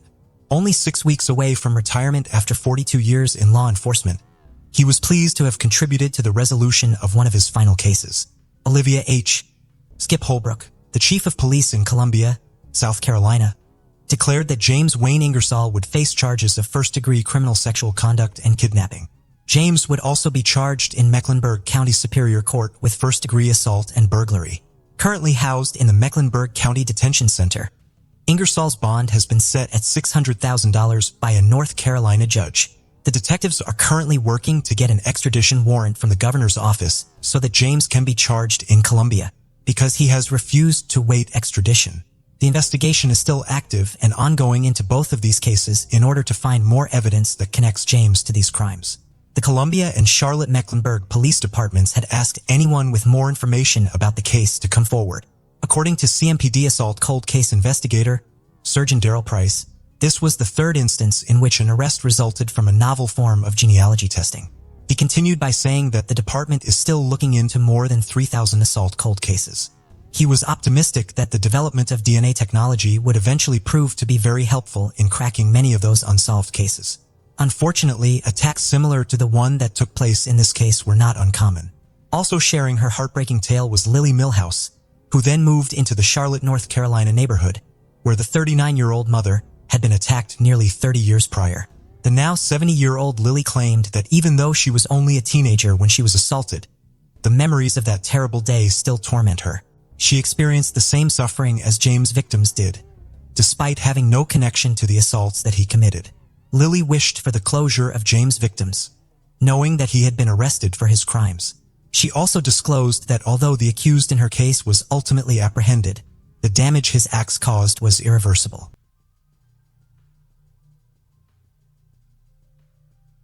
On Sunday, September 15, 2019, two fishermen were engaged in their daily work near the aqueduct, the Neuquén province's breakwaters in Argentina. The Lime River was approached by them on the same day. They remained composed until they witnessed something that was beyond their understanding when the water floated the remains of a young girl's body, specifically limbs and a skull. Frustrated, the fishermen contacted authorities who quickly arrived at the scene. Laura Lopez, a young girl from Claudia, was quickly recalled by officers, had been missing for less than 3 days. Her physical form was not familiar. The police were unsure of her identity and continued their search in the area to discover any indications of the victim's identity. In the same river, they came across a torn-up fabric bag, tights, and shoes undergarments. It was evident that the girl had been a victim of sexual assault, not just murder. The police contacted Laura's relatives after finding the clothing and inquired if they knew about it, would be able to spot it. The officers were unaware that the investigation would uncover the truth about the case. The method used to commit the crime was even more gruesome than what had been initially suspected. Platier, Argentina, was the birthplace of Laura Lopez on November 11, 2000. Her elder sisters, Melissa and Demaris, who were 18 years old when she was born, loved her from the first day. Laura's mother passed away when she was only 3 years old, and all 3 siblings were left as orphans under the care of their father. Despite his initial efforts to provide for the family, the father eventually became addicted to alcoholism. A few years later, despite the challenges she faced, Laura was known for her sweet and loving nature. That's why her sister began referring to her as Cielo, a nickname that everyone who knew her would call her. She was referred to by her. The girl's father was laid off years later, necessitating them to find more work. At 18 years old, Cielo began vending fried pastries during the day. She went to high school in the evening, and during her free time from studying, she spent doing something else, ensure the well-being of her nieces and nephews. At the onset of her schooling, she had aspirations of finding a good job to restore her financial stability. A sense of stability has been bestowed upon her family. Unluckily, something took place that prevented this from happening. Cielo and Demarest spent the entire day on September 12, 2019 drinking tea with each other. Demarest finished renovating the house. Her sister joked that she had never made tea like her before. Either way, it's a good thing. It was a pleasant day. Cielo later attended school where her peers observed something sporadic about the routine. She chose to sit at the back of the class instead of her usual spot and left after 20 minutes, the conclusion of the lesson. A friend greeted Cielo as he returned home at approximately 11:30 p.m. They spent some time conversing, drinking a few drinks, and taking selfies for social media. At 3 a.m., they said their goodbyes and Cielo admitted to feeling tired, but having a plan for the future to go to sleep. A message was sent by Melissa to Lisa the next day inquiring if she had sought medical attention for her ear issues. She was unresponsive, anxious. Melissa contacted Demarest to inquire about Cielo's presence, which led to concern, the sisters of Cielo. She was nowhere to be found, and her phone was switched off. They contacted the police as they found no evidence of her presence for several hours. They were informed at the police station that they had to wait for 48 hours from the last news item. Cielo was last seen by them before they filed a missing person report. The officers speculated that she might have had a boyfriend as it was believed to be common. Adolescents encountering a situation. Saturday was characterized by the absence of life to Cielo. The report was only accepted by the police at that point, leading to a search. Sadly, it was already too late. The Lemay River's breakwater area was the location where two fishermen were working on Sunday the 15th. Plotier is just 15 kilometers away from where Cielo calls home. They remained composed until they encountered something that caught their attention. A young girl's body, including limbs and a skull, was said to be found floating in the water. They promptly informed the authorities about this. Upon arrival, the officers observed that the brutality had been extinguished with great force. The body is the subject of discussion. It was apparent that the person in question had a thorough understanding of knives. The search for clues in the area was ongoing with detectives still searching for any leads. The individual affected, a fabric bag, leggings, and underwear were discovered in the same river, but completely destroyed. They came across 2 rings while conducting their search. Finally, officers searched the riverbed and found a blood-stained knife. Cielo's family was soon referred to by them. Demarest spotted the attire upon her arrival at the location, and without hesitation, she took action. Without hesitation, she confirmed that it was her sister's property. The fishermen discovered Laura Lopez's limbs and skull in the shallow waters downstream from where they accidentally found her. The discovery of a young woman's body in Lemay River was made by firefighters around 11:30 on Monday. It had already been entrusted to the Forensic Expert Corps for examination. The autopsy was performed by Dr. Carlos Cordillo. He ascertained that the death was caused by a severe blow to the head leading to internal bleeding, a throbbing of the brain. A blow to the back of her head caused her to become unconscious. Cielo endured 2 to 4 hours of agony. She could have survived if she had been treated properly. Furthermore, her arms were found to have bruises, indicating that she had been beaten and had some facial trauma, struggled her way towards the attacker. Cielo's sister's fears were validated by the forensic expert. The discovery of intimate wounds on her body was a clear indication of sexual assault. He also said that the recognizable marks of cuts on her neck, arms, and legs mentioned that the culprit had a history of approaching on kitchen knives. The assailant's lack of medical or anatomical knowledge was emphasized, which further intensified the problem. The roster of suspects. The detectives were unaware of the individual accountable for this terrible crime. After 3:00 a.m. on Friday, they analyzed Cielo's mobile phone and discovered that it was lost. Her contact had been with a man named Alfredo Emilio Escobar, a mechanic by profession. He was 28 years old. He and Cielo were both students in high school, and he had a passion for hunting and fishing, inspiringly enabling him to wield a knife.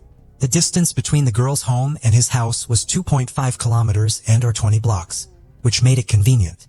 The reception of signals from the antennas is potent. The girl was contacted by this person 4 times on September 13th at 3.16, 3.22, and 3:36 a.m. The man. At that point, the antennas established that they were both at home. Then both mobiles were activated in the vicinity of the girl's abode. The phone of Cielo headed towards the city center and arrived at Escobar's residence by 5 a.m. The girl's WhatsApp story featured an alien emoji, and her phone was still being tracked down. The man's dwelling was where I found him. At 5:52 a.m., the girl's mobile phone ceased to function. There was no communication from her thereafter. The records also indicated that Escobar had not re-entered his cell phone until 11:05 p.m. the following day. A day back, in Chino Muerta, where Cielo was hiding, the antenna of a nearby telephone pole detected a phone during this time. Subsequently, the remains were uncovered. Escobar came back home at 12:05 p.m. on September 15th. The video was captured by 13 cameras, which cover both city cameras and private residences. The stores were also examined. 2 individuals whose names were revealed were shown in specific recordings from the early morning of September 13th. The physical features were reminiscent of those of Cielo and Escobar. The young girl's mobile phone was in a state of mobility at the same time. Escobar was the only suspect in this case without a doubt. This man was recognized by one of the agents during the investigation. He reminisced about encountering him on Highway 22 a year ago, which was the way they were crossing to meet up with their families, the towns of Nuquin and Plaudier. A patrol car was hit by a young man who had been driving at velocities of over 80 kilometers per hour. The hour is a crucial one. He refused to be arrested, and a lawsuit was brought against him. Escobar was on the brink of going to court for that incident, but now the charges were completely different. The situation is distinct and has a greater gravity. At 8:30 a.m. on September 17th, a police patrol was present at the scene, which was roughly 30 meters away from Escobar's residence, had been working diligently. A young man who looked like the suspect was spotted driving away from a Fiat Ducato minibus that they had observed. Exited.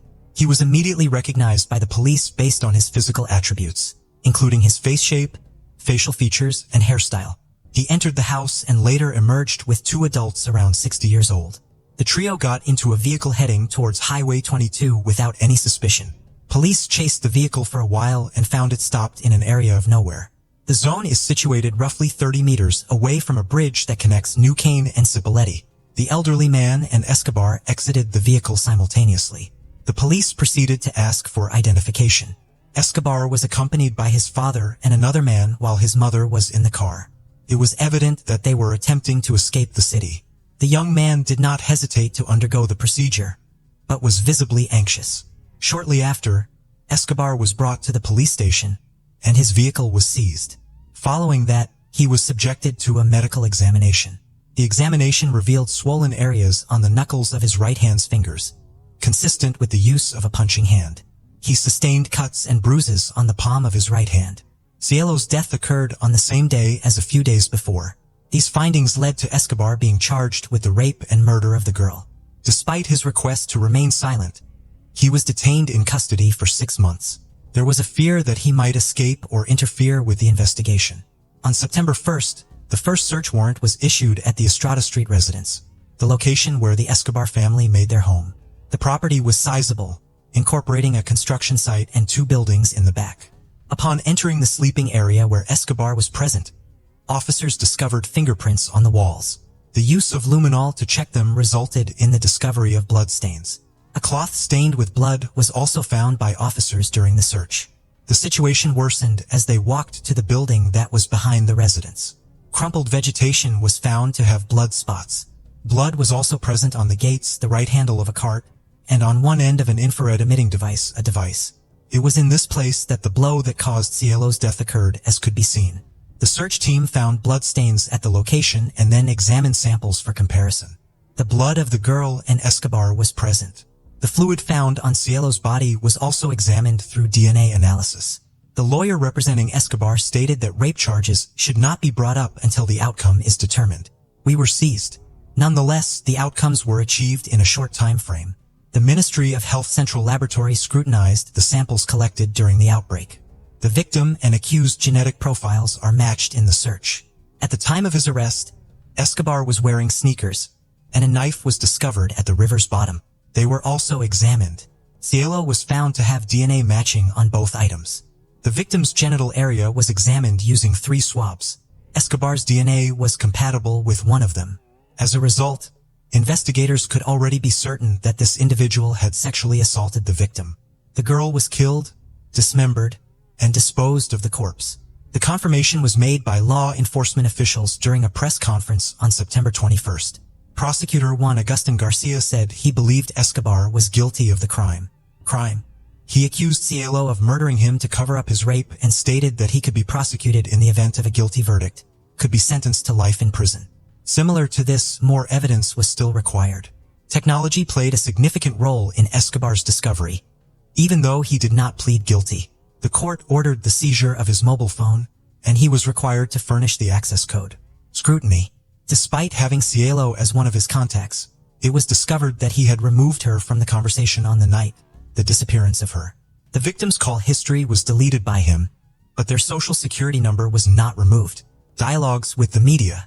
The suspect's actions on September 11, 1213 were also revealed during the investigation. Visited the social media site to check out pictures shared by Cielo. Escobar maintained his innocence despite the evidence against him. Nevertheless, the evidence indicated that he was accountable for the murder. Ultimately, a conclusion was reached concerning the events that transpired on the night of the crime. On September 12, 2019, Cielo departed from school at approximately 8 p.m. After spending time with a friend, she stated that she was tired and would go to sleep. Sleeping is the purpose of this. She was contacted by Escobar at 3:40 in the morning, and they started a conversation. She and him were not friends, but she agreed to meet him, and they went back to his house. The events that occurred inside the house remained unanswered. Nonetheless, the research indicates that Cielo refrained from having personal encounters with Escobar. In a fit of rage, he sexually assaulted her. He took his own life out of fear that she might report him to the authorities. He escorted her to the backyard, hitting her on the head twice. Cielo was alive at that point, and Escobar acted cruelly by hiding her body for several hours. In order to avoid being caught unawares, he also shut down his phone. Cielo's body had been lying in the shed for almost a day, and she passed away due to the injuries. The body was dismembered with a sharp knife that Besh Cabot had hidden in his kitchen. He loaded the body parts into his Fiat Ducato minibus and drove for 15 kilometers to reach his destination, the area where the breakwaters are located. He came back to the location and turned on his phone, feeling relieved and contemplating. The conclusion was reached. This case has become a public concern for the entire city. Mnuchin has strongly denounced the accused. The statement was met with a range of responses. Some people sympathized with her situation, while others accused her of complicity.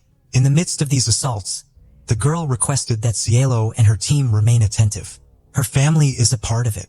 Melissa subsequently got in touch with Escobar's sister, expressed her gratitude for the message, and requested an explanation. It's time for people to cease attacking the girl since she has no history of harm. The criminal case was immediately pursued by the prosecution. The initial court proceedings were conducted in the Provincial Legislative Assembly. According to the Newcomb prosecutor, Escobar was fully responsible for his actions. The girl was allegedly killed through gender-based violence in addition to other charges, the act of rape. In the same hearing, professionals who were involved in the examination of the attire discovered in that case. The river, in conjunction with the remains and evidence found in the man's house, provided their testimonies. Florencia, Cielo's closest friend, was the most unexpected. She stated that Escobar had been sending messages to the victim for several months inviting her to join him, to socialize and enjoy a drink. Despite this, they had never met before. She stated that she had been acquainted with him for 5 years and was aware that he didn't have it. A highly commendable standing. Parties at Escobar's house had been a regular occurrence over the years. The house was strewn with alcohol and psychoactive substances. Intimate liaisons were openly shared by couples. According to Florencia, she had advised her friend against dating Escobar on multiple occasions. The girl consistently replied with a refusal to respond and an inability to reply to his messages. The defense questioned why she had not suggested blocking Escobar's number. In response, Florencia stated that her friend had made the decision, and she didn't want to dictate anything. Her life. They exhibited the girl's surveillance camera footage while she was on the stand. The day that Cielo went missing, they exhibited her a recording from EAR at 4:00 a.m., which showed two individuals standing on opposite sides of the screen, individuals heading towards the central district of the city. Florencia reluctantly acknowledged that it was Cielo. She affirmed that her sneakers, jacket, and walking style were unmistakable. The girl also recognized Escobar. The testimony of Escobar's friend exposed his impulsiveness as the judge accused him of infidelity. His behavior was marked by substance abuse and womanizing tendencies. His ex-partner was also present in court. According to her, their relationship ended in a negative way many years ago. She reported him to the authorities as she believed he had burglarized her home and stolen money. When she reached out to him to ask for the money back, he ran after her friend who was with her. The defendant attempted to defend himself after examining the testimonies. Escobar pointed to his friend who sold him illegal substances as the actual offender, the offense committed. That night I was in a state of unconsciousness. My admission is that I have committed the act of removing blood and discarding it. He stated to the local media that he had not committed murder. According to him, he was intoxicated that evening, and this individual was also under the influence of drugs in his residence with Cielo. After hearing a scream from one of the rooms, Escobar immediately went to investigate what had taken place. The blood was visible and he proceeded to clean it up. He aided his friend in disguising the body. He expressed gratitude towards them for allowing him to share his supposed story at the end. The truth is what matters most. Despite the lack of evidence, this statement was not validated. Escobar was the lone suspect. The prosecutor stated in his closing argument that this man exploited the fact that they betrayed the victim's trust by being somewhat familiar with her. He orchestrated the cruelness of his behavior and the gruesome method of disposing of the remains. Alfredo Emilio Escobar received a unanimous verdict after the jury deliberated for only 40 minutes, convicted of raping and murdering Laura Cielo Lopez, aged 18. The charge that the latter one was brought up was made worse because it was aimed at hiding the attack. The issue of gender violence was a part of it. Due to these reasons, he was given a life sentence with no chance of release. The Cielo Lopez law, which was passed by the New Quinn provincial government, has been in effect since then. Strive to eradicate violence against women. All ages, including students and teachers, are required to receive training on gender violence. Fortunately, he was not forgotten, and a life sentence is reassuring.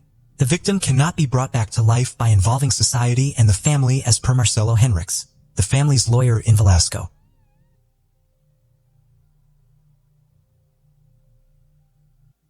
The case of Lisa Valdez. Lisa Valdez was born on September 6, 1961, in San Francisco, California. She grew up with her mother and brother.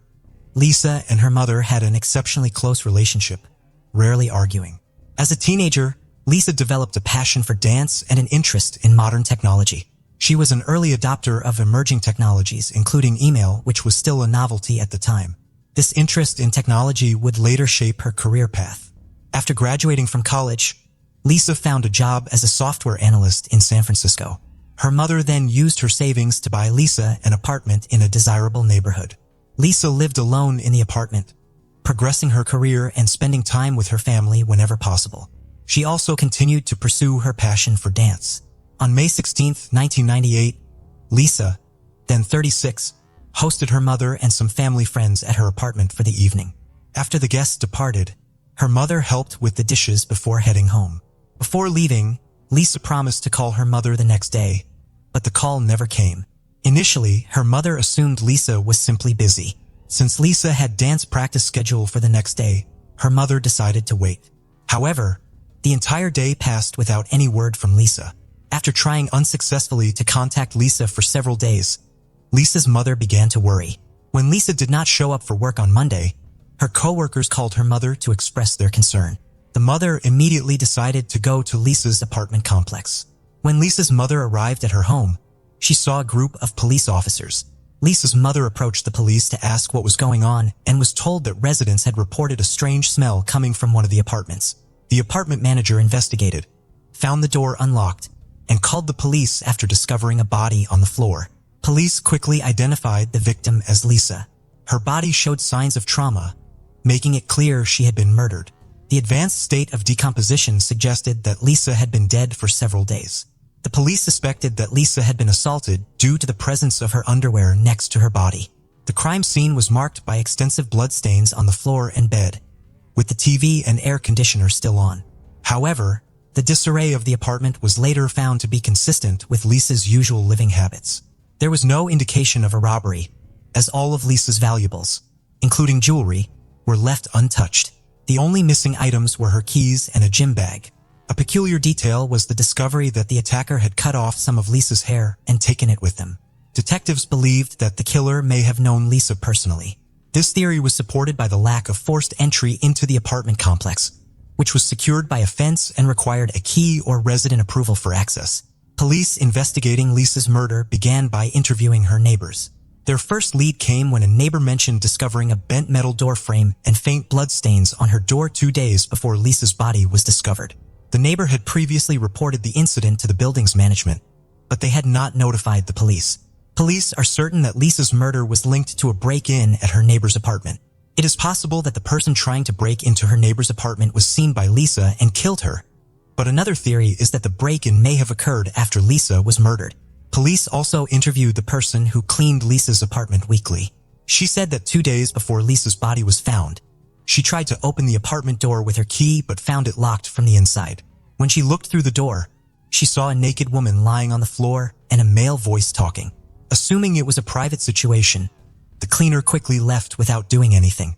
Police suspected Lisa was dead when the cleaner heard a man's voice, and it was her killer who was still in the apartment. The cleaner also reported seeing a black Ziploc bag near the body. An envelope containing cash was found taped to the inside of Lisa's apartment door. The money was for the cleaner, as Lisa always left it with her the day before cleaning. The presence of the envelope suggests that Lisa was likely attacked after her mother left, sometime between midnight and early morning. Neighbors who lived downstairs reported hearing a loud noise coming from upstairs on the night of the attack, followed by someone coming down the stairs. Although they did not see who it was, the neighbors' accounts provided a timeline of events. Police continued to search Lisa's apartment for clues, while medical professionals examined her body. Forensic analysis revealed that a fingerprint on the toilet seat did not belong to Lisa. In an attempt to identify the fingerprint, the police collected fingerprints from all of Lisa's friends and family members, but none of them matched the mystery fingerprint. Detectives therefore suspected that the mystery fingerprint might belong to Lisa's killer. Medical examiners released their report, shedding new light on the case. Lisa's body showed more than 20 stab wounds, but the advanced decomposition made it difficult to determine if she had been sexually assaulted. The medical team also discovered skin particles under Lisa's nails, which were likely to have come from her attacker, and sent them to the lab for analysis. One of the pillowcases showed multiple bloodstains, which upon analysis were found to be a mixture of Lisa's blood and another person's. The police sent the bloodstains to the laboratory for further testing. Police believe the killer may have accidentally injured himself when stabbing Lisa. At the scene, they discovered 2 bandages from a first aid kit in the toilet, which the killer may have used to bandage his wound. Additionally, the killer may have left fingerprints on the toilet seat when discarding the bandages. DNA analysis revealed that the blood on the pillowcase belonged to a man whose DNA was not in the FBI database. Furthermore, the skin particles found under Lisa's fingernails and the blood on her knee were from the same person.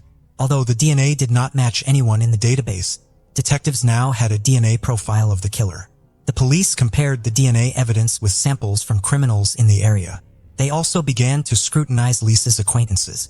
Lisa's mother mentioned that Lisa had met a man named Albert Quito and that they had planned to go on a date the day after the murder.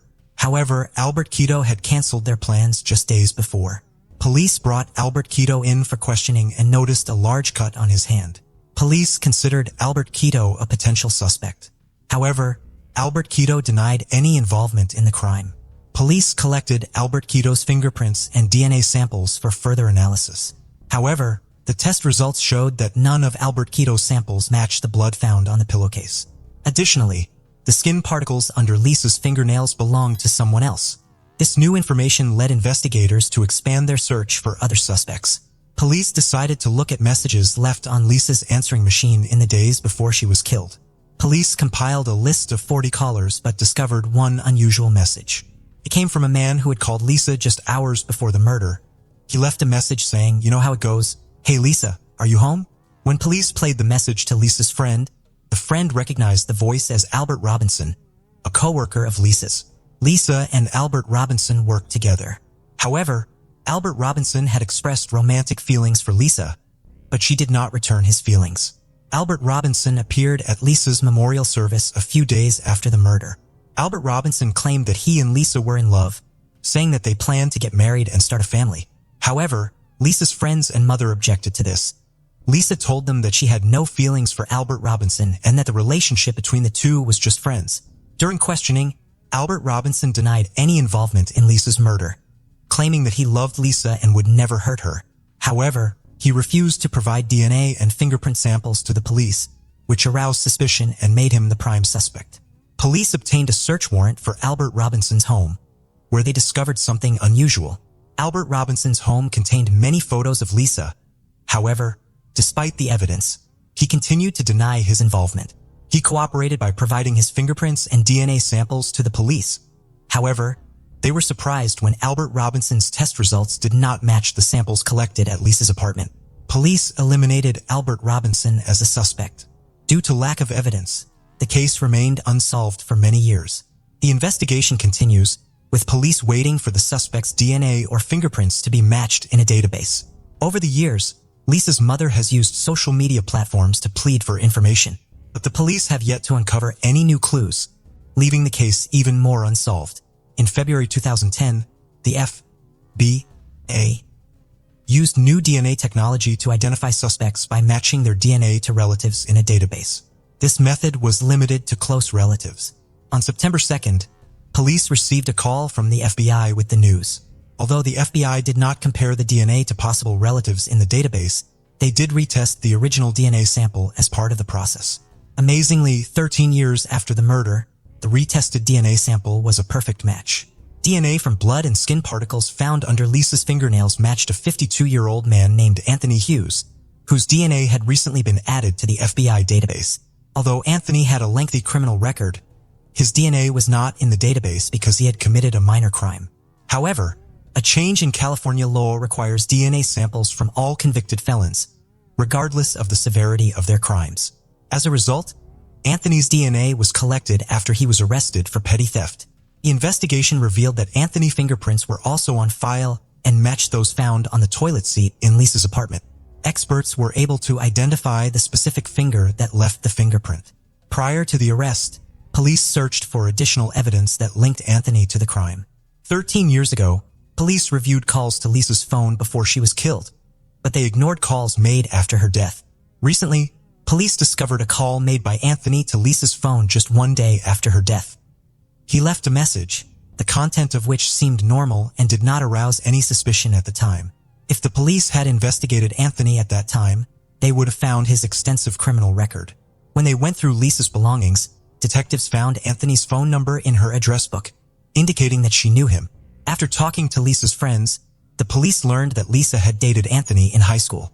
The police now had all the information they needed to question Anthony. Since Anthony was homeless at the time and had no fixed address, the police approached cautiously to avoid Anthony fleeing. They arrested him under the pretext of investigating a series of robberies in San Francisco, and he surrendered without resistance. Police began asking about a series of robberies, gradually bringing up Anthony's previous convictions. Eventually, police asked him if he knew a woman named Lisa Valdez. He initially denied knowing her, but when shown a photo, he admitted that they had been high school acquaintances. Anthony also claimed that he had not seen Lisa since the late 1980s. The police pressed Anthony for information about his relationship with Lisa. Eventually, the police produced evidence of his DNA found in Lisa's apartment in 1998. Upon hearing this, Anthony burst into tears. Anthony was restrained as he cried and screamed. He was eventually charged with murder, and detectives informed Lisa's family that her killer had been arrested. However, the trial did not begin until 4 years later. During the trial, Anthony initially appeared confident, but as the trial progressed, his pace changed. He began appearing in court with a Bible and wearing a cross. Anthony's lawyer argued that his client was incapable of committing the murder due to a medical condition that weakened his muscles, making movement extremely difficult. Despite the defense's argument, the prosecution presented strong evidence linking Anthony to the crime scene. This included his skin cells found under the Lisa's fingernails, his blood on a pillowcase, and his fingerprint on the toilet seat. Anthony maintained his innocence, claiming he had not seen Lalisa since the late 1980s. The prosecution, on the other hand, proposed a different scenario. They believed Anthony had contacted Elisa, visited her home, and attempted to engage in intimate relations with her. When she refused, he became enraged and killed her. As part of the crime, he cut off a portion of her hair and took it with him before fleeing the scene. Ultimately, the jury delivered a unanimous verdict, finding Anthony guilty of first-degree murder. However, the prosecution faced challenges in securing a conviction for sexual assault due to the advanced state of the Lisa's decomposition, which made it difficult to gather sufficient evidence. The charges were reduced from first-degree murder to second-degree murder, which carries a lighter sentence. Anthony was sentenced to life in prison with the possibility of parole after 16 years. Anthony has been in prison since then and continues to maintain his innocence. Anthony will be eligible for parole in 2031 at age 72. However, Anthony's chances of being paroled are slim, as parole boards typically view refusal to plead guilty as a lack of remorse.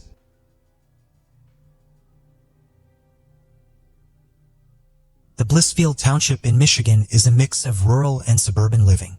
With a population of 3,905, it is a close-knit and conservative farming community with acres of surrounding cornfields.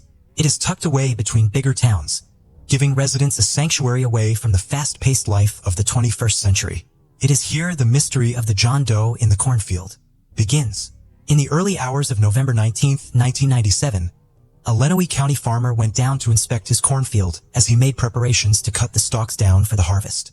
There had been some light snow the previous evening, but not enough to damage any crops. As he made his way closer to the edge of the field, he noticed a bulge on the ground that was covered by a light dusting of snow. As he drew closer, he realized he was staring down at a dead body. However, the body was missing its head and both hands. Extremely shaken by what he had seen, he contacted the police, who arrived at the farm with haste. When forensic teams arrived, they quickly determined the body had been dumped here a while ago and that it was male. It had already begun decomposing with insect and animal activity, contributing to the further degradation of the body. The area was searched for evidence, but nothing was found. It was becoming clear to investigators that it was a homicide, and a violent one too. It was also clear the crime had occurred in a different place, and the remains were dumped in the cornfield, as there were no traces of blood surrounding the body like there would have been if its limbs had been removed in the field. Also, the Section 22 roadway of Blissfield Township was just 50 yards away from the crime scene, giving people easy access to the space. The body was taken to the coroner's office for further examination. There were no distinguishing marks, such as scars, tattoos, or birthmarks anywhere on the body. The medical examiner estimated that the murder occurred within the last 3 months due to the state of decomposition. Looking closely at the wounds made from the dismemberment, the examiner noted that the victim's body parts had been sawed off. There were saw striations around the neck bones and wrist bones. The examiner believed that it was clearly an attempt to hinder investigators in identifying the victim.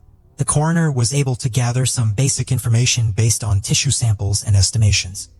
He determined the victim to be light-skinned, of Hispanic descent, and between the ages of 20 to 40. The estimated height of the victim was between 5 feet 8 inches and 5 feet 10 inches with a weight of around 150 pounds. Investigators set out to find answers. Without a head or hands, there was no way to ascertain the identity of the victim. They searched missing persons databases and questioned people from the area. A theory that did take hold was that the victim was a part of a drug deal gone wrong. A few locals alleged that a drug deal had recently occurred nearby in Toledo, Ohio. Investigators followed up on that lead, but it led nowhere.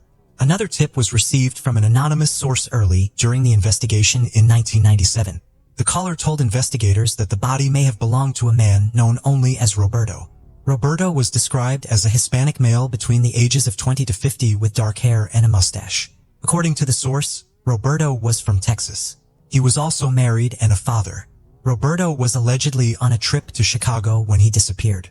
They were also told that Roberto had a house somewhere between McAllen and Weslaco in Texas, where he raised chickens. Using this information, investigators entered these details into the National Missing and Unidentified Persons Systems known as NAMOS. A composite sketch was developed and circulated to local news outlets, but sadly, this lead ended up going nowhere in the end. The pressure of solving the case started to grow on investigators, but unable to locate the head and hands, they were left chasing shadows. Over the years, they looked into the case, trying to find new leads, but nothing seemed to ever actually go anywhere. Eventually, the body was given the placeholder name of Lenawee County John Doe and buried in a pauper cemetery in 1997. 2 years later, in September 1999, a DNA profile of the victim was developed, but it did not lead investigators anywhere at the time. It was uploaded to the NamUs database, but there was still no positive identification. For a time, the investigation went cold again, as no one came forward with any new information. In 2016, the case became active once again. Police were investigating drug-related crimes in the area and believed there to be suspected links to the John Doe case. However, nothing panned out at the time. Then, with the onset of the COVID-19 pandemic, the John Doe case was put on the back burner for a while. But the development of a new cold case unit in 2022 brought the Lenawee County John Doe case back into the spotlight. The unit was made up of state police detectives as well as criminal justice students and faculty members from Michigan State University. After much investigation and reconstruction of the crime, there finally was a breakthrough in the case. 25 years after the murder in 2023, Michigan authorities announced that 2 Ohio men were arrested in connection with the 1997 John Doe case. An arrest warrant was issued on January 17, 2023, for brothers Ricardo Sepulveda, aged 51 from Cincinnati, and Michael Sepulveda, aged 49 from Toledo. The 2 men were arrested on the same day the arrest warrant was issued by U.S. Marshals, who had been assisting with the investigation. Michigan Attorney General Dana Nessel thanked the teams for their persistence in following up the leads on the case and making the arrests. Michigan State Police worked with multiple local and federal law enforcement agencies and prosecutors to gather evidence and establish a timeline of events. I am grateful for their persistence in pursuing this case. All crime victims deserve justice, regardless of how long it takes to receive it, said Nessel in a news release. No information has yet been released on how investigators narrowed down the search to both Sepulveda brothers, but it is alleged a possible drug debt incident may have been the contributing factor. Both Ricardo Sepulveda and his brother Michael have been on police radar since early on in the investigation, said Sergeant Larry Rothman, who headed the cold case unit.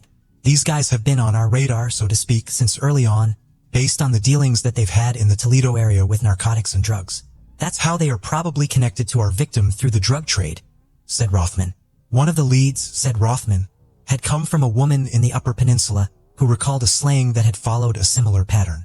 Both men were extradited to Lenawee County, with Michael waiving his right to extradition, while Ricardo underwent a hearing with the Michigan Attorney General. If convicted, they will face several charges that carry life sentences, including first-degree murder and conspiracy to commit first-degree murder.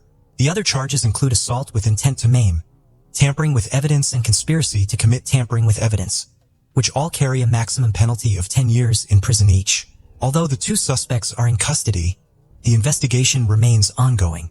Rothman said it was still early in the investigation, but the arrest could be the key to the case. It's still early in the investigation, so there's not a whole lot I can say. But we feel these 2 guys knew the victim. They were acquaintances at one point. The John Doe still remains unidentified, but investigators are working with crime labs and genealogy databases to find answers. The DNA profile from 1999 has been uploaded to several genealogy websites, with investigators hoping for a positive result. Rothman called genetic genealogy testing a breakthrough in solving crimes. The potential to be able to solve decades-old cases that we didn't have before with genealogy and technology is kind of a breakthrough thing, he said. Sergeant Rothman said there were still a few things out there they were trying to piece together, and there is the possibility that more people could be charged in connection with the murder.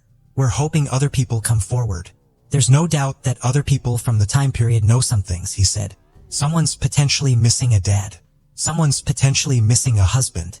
There's somebody out there, and we believe this person might be from Texas, and someone's missing their loved one, and they have no clue where they went. They just know they left in 1997 and never returned, said Rothman. With the advancements in technology and the use of genetic genealogy in solving cases that would have otherwise been forgotten, answers to long-lost mysteries are now being found.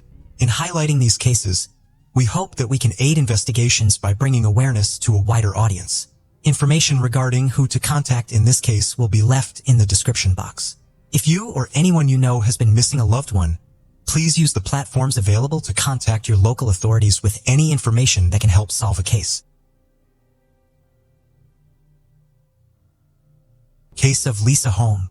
Lisa Holm was born on February 7, 1998. in the small Swedish town of Ho, where she grew up in a peaceful environment with her parents and older sister. Lisa was a kind, positive, and determined individual with a strong personality. She had already made up her mind to study architecture in Australia before completing her education. Lisa's love for travel was sparked by numerous trips with her parents to various countries, which also instilled in her a sense of independence from her teenage years. To earn her own money, she took on part-time jobs. In the summer of 2015, at the age of 17, Lisa landed her first job at a cafe located about 40 minutes from her home. Initially, her parents drove her to work, but soon her father gifted her a scooter. The scooter was a welcome gift, allowing her to commute to work independently. However, for the first few weeks, her father accompanied to ensure her safety, as she had limited experience driving on the roads. Lisa only works on weekends and her father always takes her to and from the cafe home. However, on June 7th, her father decided to let her drive herself. On that particular day, her parents visited her at work during lunch when the cafe was very busy. They had a quick snack together before returning home. Later that day at 6:23, Lisa sent her father a text saying she was leaving work. 3 minutes later, he received a call from her, but there was no answer when he picked up. He heard a soft voice over the phone and the sound of a car door closing, leading him to believe that Lisa had accidentally dialed his number while talking to a coworker. Despite calling out her name several times, he got no response and eventually ended the call, expecting her to arrive home soon. However, as the minutes ticked by, Lisa failed to show up, causing her parents to grow increasingly worried. It was her first time driving the scooter alone, and her father was deeply concerned for her safety. He attempted to call her multiple times, but her phone was turned off. After a few more minutes of waiting, Lisa's father decided to drive along the route she would have taken, hoping to meet her along the way. He drove slowly, scanning the road for any sign of her, fearing she might have been in an accident. Despite his efforts, there was no sign of Lisa. The man arrived at the cafe where his daughter Lisa worked, but she wasn't there. However, her scooter was parked outside, which initially calmed his nerves. But upon closer inspection, he noticed her scooter keys were still in the ignition and her helmet was hanging from the handle. This discovery raised his concerns, as Lisa would never leave her scooter unattended. Around the same time, Lisa's mother contacted the cafe owner, hoping to get some information about her daughter's whereabouts. The cafe owner claimed to be unaware of Lisa's location and explained that she had spoken to her employees earlier, who said they were closing the cafe. The cafe owner then drove to the cafe and met up with Lisa's father. Together, they began searching the cafe and its surroundings. The cafe owner also enlisted the help of 4 friends who lived nearby. As the search continued, Lisa's mother and older sister checked the bus schedule thinking it was possible that Lisa might have taken the bus instead of her scooter. They drove to the bus stop in their town, but unfortunately, Lisa was not on the bus. Despite their efforts, Lisa's family was still unable to find her, and their concerns continued to grow. Lisa's relatives quickly contacted the police after realizing she was missing. It was nearly 1 p.m. Police quickly conducted an extensive search. A crucial discovery was Lisa's scooter, which was left in the parking lot with the keys still in it, leading the police to suspect she might have been abducted. Abductions are extremely rare in Sweden, particularly in Lisa's rural hometown. So the police responded swiftly by deploying multiple search teams with dogs and having officers canvass every nearby house. As news of Lisa's disappearance spread, her classmates and friends took to social media to raise awareness and potentially gather witness accounts. Despite the overnight search, no progress was made. On Monday morning, the police publicly announced Lisa's disappearance and urged anyone with information to come forward. Around the same time, a man working at a barn across from the cafe found a motorcycle glove on the floor and reported it to the police. Detectives re-examined a barn previously inspected on the evening of Lisa's disappearance and discovered a glove. They presented the glove to Lisa's parents, who identified it as their daughter's, providing further evidence for the abduction theory. Police have stepped up the search by sending additional personnel and equipment to assist. By then, Lisa's disappearance had made national headlines, drawing hundreds of volunteers to the search. On Tuesday, the police received multiple leads. A group of volunteers searched a dirt road near the cafe, finding a phone case, receipt, ticket, and broken smartphone screen. After discovering these items, investigators confirmed that they all belonged to Lisa, so they concentrated the search in that area. Further investigation yielded additional parts of the broken smartphone, Lisa's ID, and more receipts. These items were all scattered along the same dirt road, increasing the police's certainty that Lisa was indeed a victim of abduction. The search for Lisa quickly gained a large amount of attention and support, with the number of people involved growing significantly each day. This case became the main news story in Sweden. Hundreds of volunteers from across the country flocked to participate in the search. A group of local volunteers specializing in finding missing people also participated in the search for Lisa. This made Lisa's search operation the largest in Sweden's modern history, with over 1,000 people involved. The police received numerous calls with potential leads. A woman reported a suspicious incident while she was jogging. The day before Lisa went missing, a man standing next to his car stopped her on the road and asked for directions to an unfamiliar city in English. When she tried to help him using Google Maps, the man asked her to get into his car to show the route on his navigator. The woman found this request suspicious and refused, continuing her jog instead. The woman shared a crucial detail with the police. She believed she had seen the man before, among the workers repairing a barn across the road from the cafe where Lisa was last seen. On the day Lisa went missing, her co-workers noticed something unusual. A witness saw two men standing across the road from the cafe, stared at the shop. Although the witness didn't think much of it at the time, but she shared this detail with the police after Lisa's disappearance. The following morning, Lisa's father and some friends searched the dirt road where her belongings were found. As they went further, they found Lisa's driver's license and house keys. It seemed that Lisa's abductor was throwing her belongings out of a vehicle. Despite all efforts, police and volunteers found no other clues in the area. That evening, a friend of Lisa's father was driving home from the search when he noticed that the police tape had been removed from the barn Lisa's glove was found. He decided to re-examine the barn for clues. The friend retrieved a flashlight from his car as it was getting dark and searched the barn for several minutes. He soon spotted something shiny on the floor, which turned out to be a woman's earring, along with an identical earring nearby. The man reported his discovery to the police, who then showed the earrings to Lisa's parents. After confirming that the earrings belonged to their daughter, the police conducted a more thorough search of the storehouse. Initially, the detective explained that the primary focus on the first day of the search was finding Lisa herself. As a result, the barn was not thoroughly inspected, and small items like earrings may have been overlooked. This time, however, numerous forensic experts and search dogs were brought in to aid in the investigation. During the more extensive search, the police found a piece of evidence behind one of the walls that initially seemed unrelated to the case: human feces. Forensic experts, however, proposed an intriguing theory. According to them, in the aftermath of committing severe crimes, the perpetrator's body often releases a significant amount of adrenaline, sometimes leading to a sudden and uncontrollable urge to defecate. It's not uncommon for perpetrators to lose control of their bodily functions due to adrenaline during a crime. Given that Lisa's glove and earrings were discovered in the storehouse, investigators suspected that if she was abducted, the perpetrator might have taken her to the storehouse.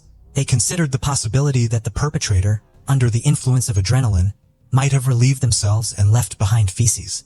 These feces were subsequently sent for DNA analysis. On Friday, the search area was expanded and volunteers searched a farm approximately 2 miles from the cafe. The farm consisted of several large buildings with many employees, and the search team decided to inspect each one. Shortly after their arrival, 2 men appeared, communicating only in English as they didn't speak Swedish. One of them claimed that the police had already searched the farm, but the search team leader was skeptical. He believed he would have been informed if the police had indeed visited the farm, so he decided to proceed with the search. The 2 men observed the volunteers for a while before leaving. About an hour later, the search team discovered a pile of branches behind the cow sheet. Upon closer inspection, they found a motorcycle helmet, jacket, and headphones hidden underneath. The police swiftly arrived at the scene and confirmed that the items found were indeed Lisa's. To gather more evidence, forensic experts were dispatched to the farm for a thorough investigation. Detectives also investigated the story about 2 suspicious men who attempted to deter volunteers from searching the farm. During their inquiry, the police revisited a report from a woman who encountered an English-speaking man while jogging. The police had a potential suspect in mind. In the early stages of the search, they had visited nearby houses, includes a house where 2 Lithuanian brothers live with their wives. What caught the police's attention was that these 3 individuals did not speak Swedish and communicated in English, making them the only people in the area who did not speak the local language. Additionally, the police had other indirect reasons to suspect them. The brothers worked at a barn near the cafe and the farm where Lisa's helmet was found, indicating they were familiar with these locations. Furthermore, the dirt road where Lisa's belongings were discovered led directly to their house. The police decided to question the three individuals since they were the prime suspects.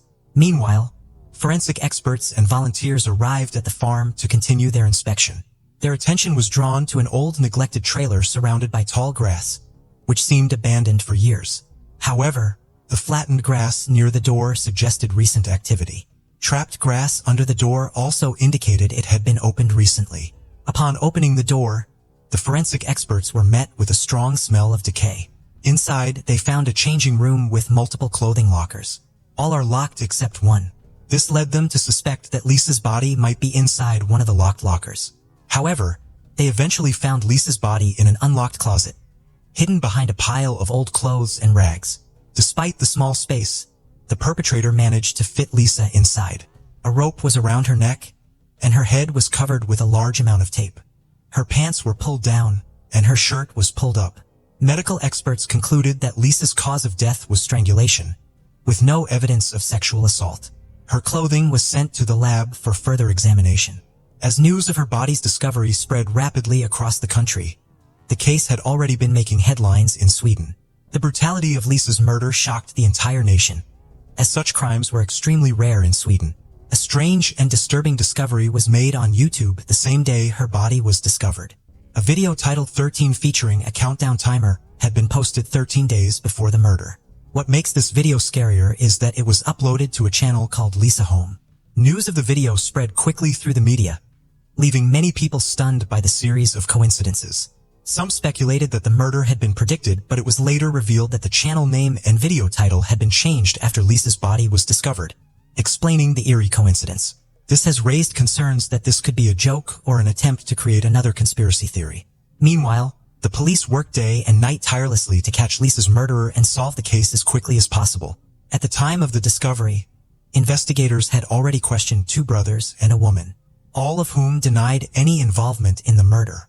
The three individuals claimed to have been at home at the time of the abduction, providing alibis for one another. According to their accounts, the older brother, Narages, was asleep in his room while his wife was preparing dinner and the younger brother was using the computer. Narages also stated that around 8 p.m., he woke up and went to a gas station to buy pizza and cigarettes. The police were skeptical of their alibis, as it was possible that the three were covering for each other. DNA samples were collected, but initially, no evidence directly linked any of them to the murder. However, this was short-lived. Forensic experts were working diligently in the storehouse and on the farm, utilizing all available resources, and soon their efforts paid off. In the storehouse, a small office-like room was discovered with a large window overlooking the cafe. Upon investigation, experts found 15 semen stains on the walls and floor near the window, suggesting someone had been standing there, watching the cafe employees, including Lisa, and engaging in self-gratification. The semen samples were sent to the lab for analysis, and DNA profiles were quickly extracted. All 15 samples matched the DNA of 35-year-old Narages. Additionally, the feces found in the storehouse also belonged to him.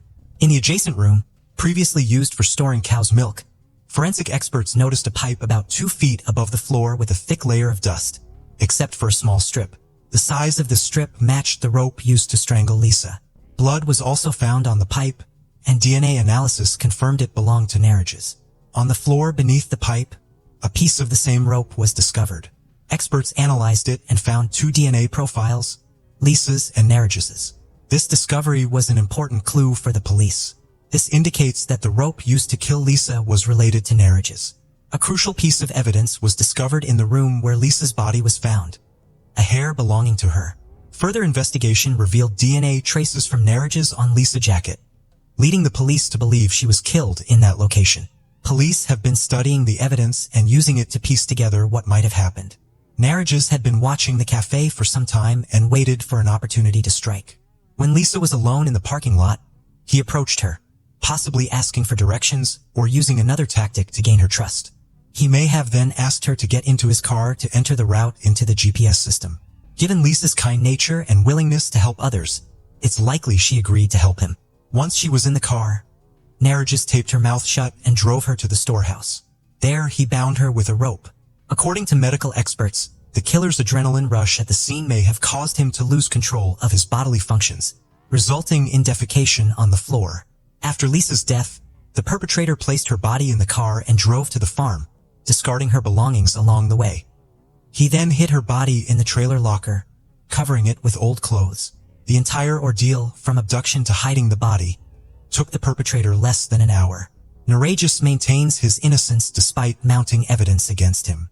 His wife and younger brother were released due to lack of evidence and promptly returned to their home country, Lithuania.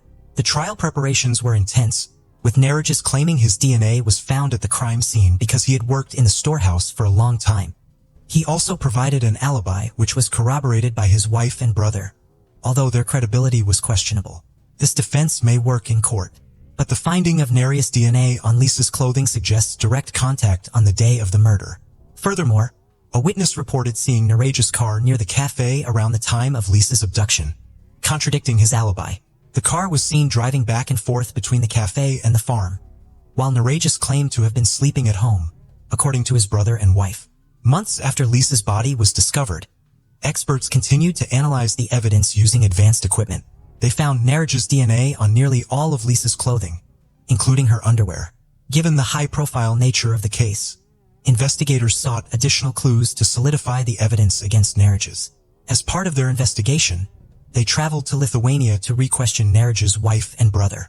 Narajus' wife maintained her initial alibi, claiming he was at home between 6 o'clock and 8 p.m.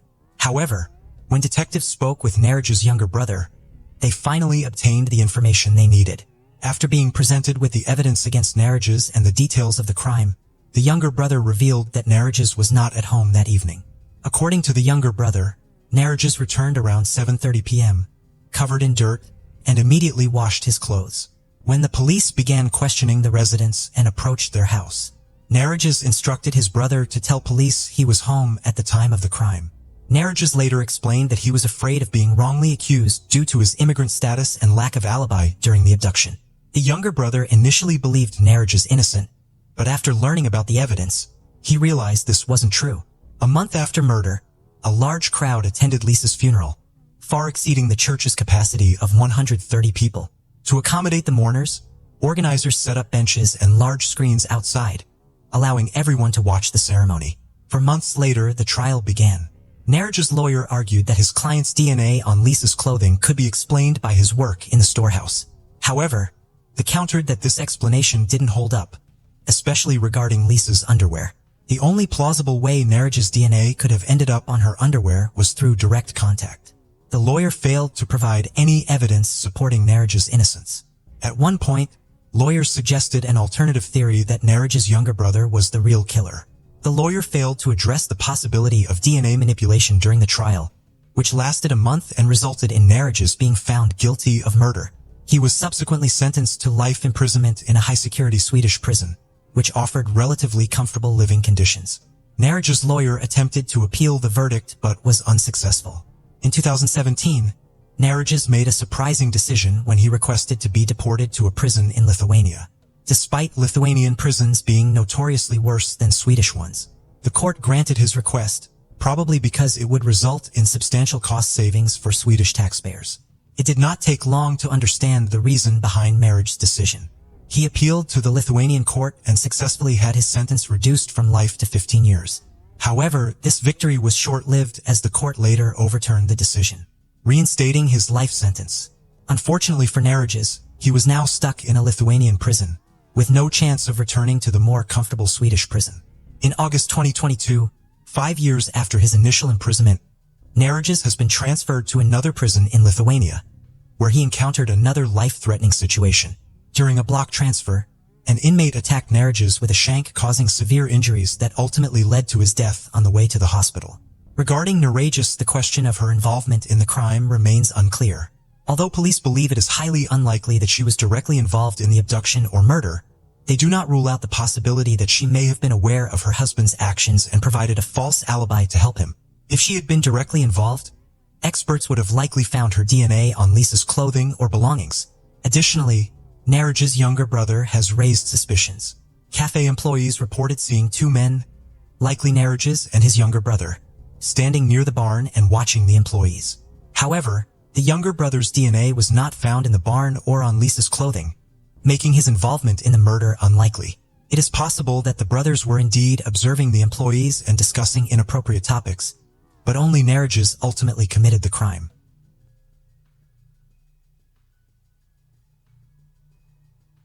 The case of Diana Maria Cayer Lopez Pinal. Diana Maria Cayer Lopez Pinal was born on August 12, 1998, in Madrid, to parents Diana Cristina Lopez Pinal and Juan Carlo Cayer. She has a younger sister named Valeria. Her family was wealthy and everyone in the family was very close-knit. But their lives hit a snag in February 2013 when Diana's parents divorced. However, the father still visits his daughter regularly on holidays. In February, Diana, her mother, and her younger sister spent their vacation in the small coastal town of Epoch du Carmel, a place they had visited many times before. The town, with a population of around 10,000, is a quiet and picturesque retreat away from the hustle and bustle of city life. On the evening of August 21st, Diana told her mother that she was going to meet her friends at Valenclin Park to celebrate the feast of the Virgin Carmen. The park was close to their vacation cottage, and Diana often walked there. Her mother gave her permission to go. Diana spent a fun evening with her friends, she unaware that it would be the last time they would see each other. At around 2:30 a.m., she said goodbye to her friends and began her home. On the way, she ran into a friend, Paso de Ariel, near her favorite pizzeria. He was the last person to see Diana that night. The next morning, August 22, 2016, became a nightmare for Diana's mother, Cristina. When she realized her daughter hadn't come home from the party, she grew concerned. Diana's phone was off, which only added to her worry. Without hesitation, Cristina contacted the police and reported her daughter missing. According to Cristina, Diana didn't have any serious emotional or mental health issues, despite her parents' divorce when she was younger. Police opened an investigation into Diana's disappearance, looking into the mysterious circumstances surrounding her disappearance. Diana's disappearance is a mystery that investigators must unravel. Their first clue came from the last message she sent to a friend in Madrid via WhatsApp.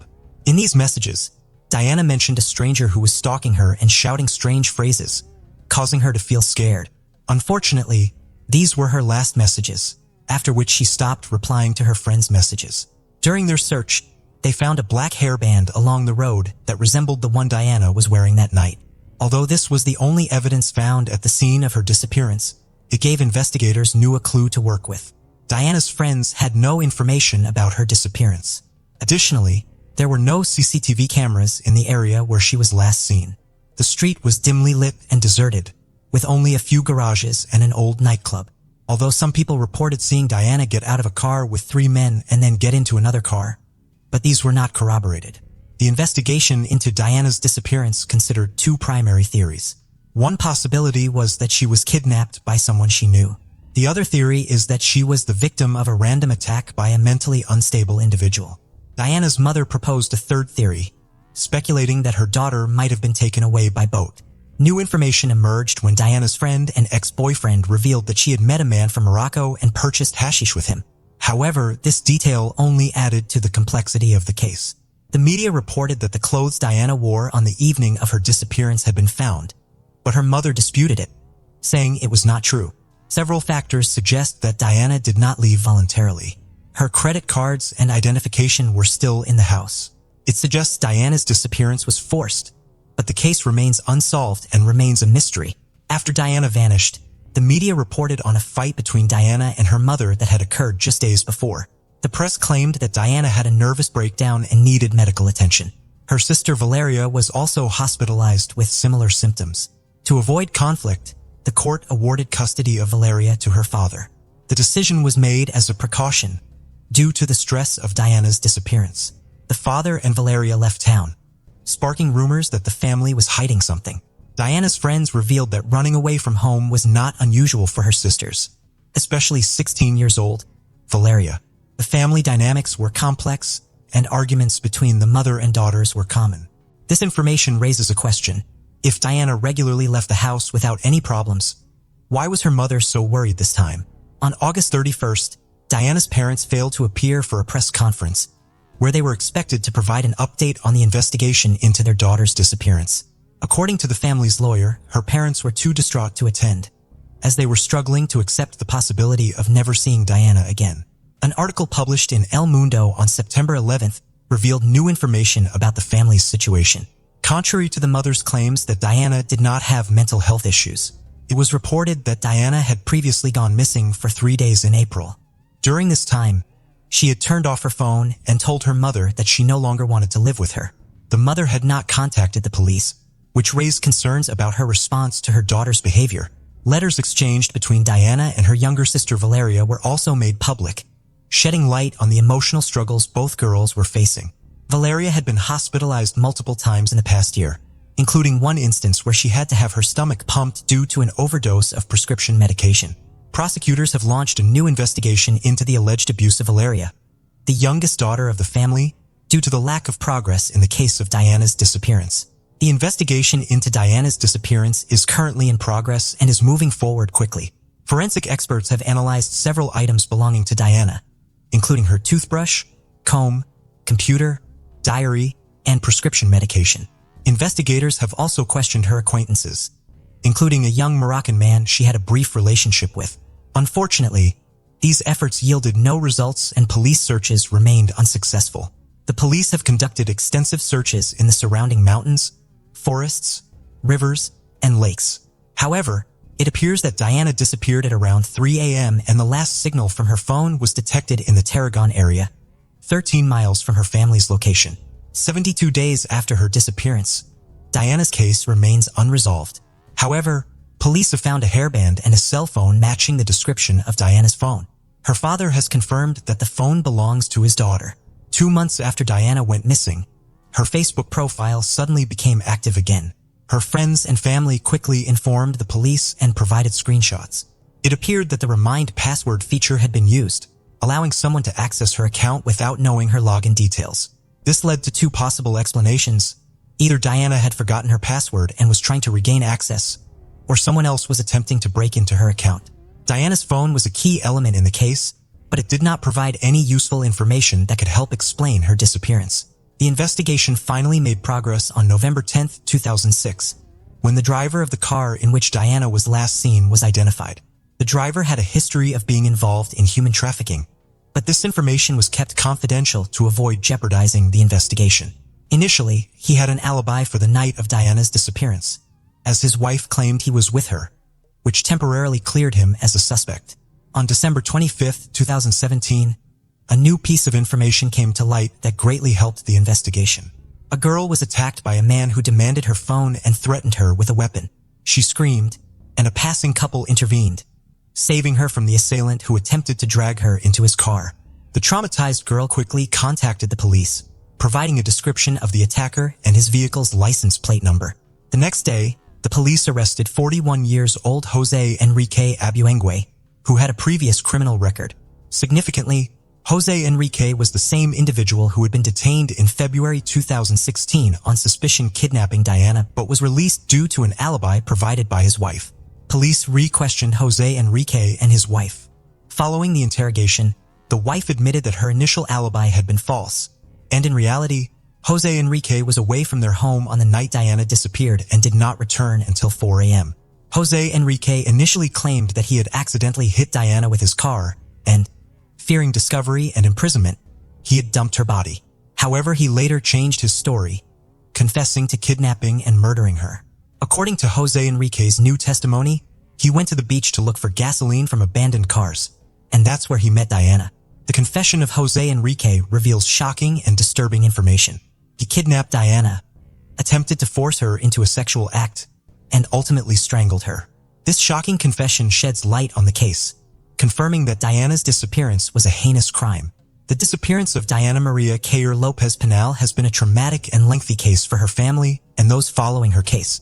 The investigation lasted for 94 days and was heavily covered by the media, with many unfounded and damaging rumors about her parents, causing them great distress and making the investigation more difficult.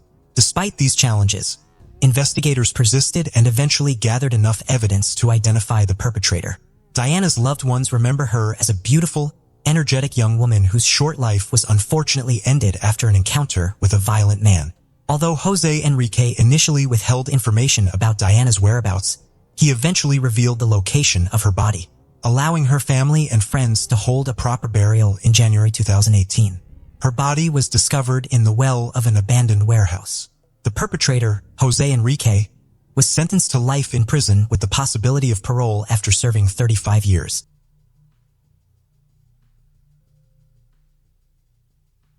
Jalek Rainwalker's life was an uphill battle from the very beginning.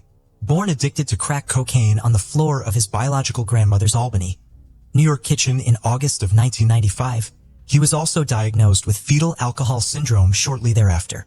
As a result, he was removed from his biological mother and placed into foster care 2 days after his birth. Jalek spent the first several years of his life going from foster home to foster after living in 5 different homes. He was lucky enough to eventually be placed with Jody and Larry Chauhan at age 3. The couple cared for Jalek for 4 years and had plans for adopting him. However, Jalek's difficult beginnings would derail this bright future. Jalek had been diagnosed with reactive attachment disorder, a condition that can develop in children whose emotional and physical needs were not met early on in their development. The condition can have a wide range of psychological and emotional symptoms. Broadly speaking, children with this disorder cannot properly accept affection once they are finally given it. They have trouble asking for help, are severely withdrawn, and respond to affection and interaction in inappropriate ways. In addition to his R.E.D., Jalek's fetal alcohol syndrome may have contributed to his behavioral problems. FAS, which is caused when a child's mother consumes alcohol during her pregnancy, can result in a broad range of physical and psychological complications. Children with this syndrome often have learning disabilities, poor reasoning and judgment skills, and hyperactive behavior. Any of these effects could complicate management of his R.A.D.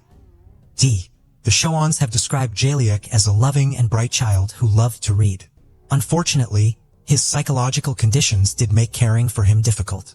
When he became frustrated, Jalek was prone to violent episodes, where he was essentially unmanageable for up to an hour. The Chauhans spent 4 years helping Jalek try to live a normal life. However, when Jalek was 7, he attacked the Chauhans' biological daughter. At that point, Jody and Larry decided that they were not equipped to manage Jalek's condition after all and decided not to continue with their plans to adopt him. After leaving the Chauhan home, Jalek was sent to live with Jocelyn McDonald and Stephen Kerr, a married couple with 4 biological children and another foster child with special needs. 18 months later, the couple adopted Jalek, along with his foster sister. Jalek's life with McDonald and Kerr was somewhat unconventional. Their rural home in Washington County, New York was a 2-room shack with no electricity, running water, or indoor plumbing. This was reportedly done out of the couple's concerns for the environment. All of the children were also homeschooled rather than sent to traditional school, although they did participate in small homeschooling groups with other families. McDonald and Kerr did not provide any care for Jalek's special psychological needs. During the time he was with them, he was not receiving any sort of counseling or put on any type of medication. This is in spite of the fact that they received roughly $36,000 a year from the state to provide for the care of their 2 adopted children with special needs. McDonald's own mother has publicly stated that while she believes her daughter and son-in-law began fostering children for the right reasons, they eventually were drawn to caring for children with special needs because of the additional income they provided. Jalek's problems again came to a head in February when he reportedly threatened a small child in the homeschooling group he and his young boy had been pestering Jalek, who had not been able to properly express his frustration and had instead lashed out with a threat of physical violence. Following this incident, Jocelyn McDonald no longer wanted Jalek in her home. Therefore, on February, Stephen Kerr called a crisis hotline. He told the caseworker he spoke to that Jalek was unmanageable and that he wanted to reverse the adoption. The caseworker told him that this was not possible. It in fact would have been possible to have Jalek removed from his family, but when Stephen hung up the phone that day, he believed that he had no legal means to remove Jalek from his home. At this point, Kara McDonald decided to take advantage of what is known as respite foster care. In respite foster care, a child is temporarily sent to live with a different licensed foster family during times when they are having difficulty with the family they have been living with. The break allows both the child and their families an opportunity to take a break and evaluate how best to improve their relationship going forward. On this occasion, Stephen Kerr took Jalek to the home of Elaine and Tom Person, who have provided respite care for Jalek since he had been 7.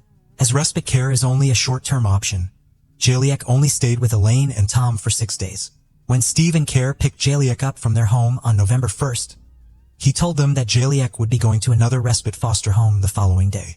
However, Jalek was going to have to stay with him for the night. Because Jocelyn still did not want Jaliek in her home, Stephen took Jaliek to his own parents' home on Hill Street in Greenridge, New York. Stephen's parents were out of town at the time, so Stephen and Jaliek were alone in the house.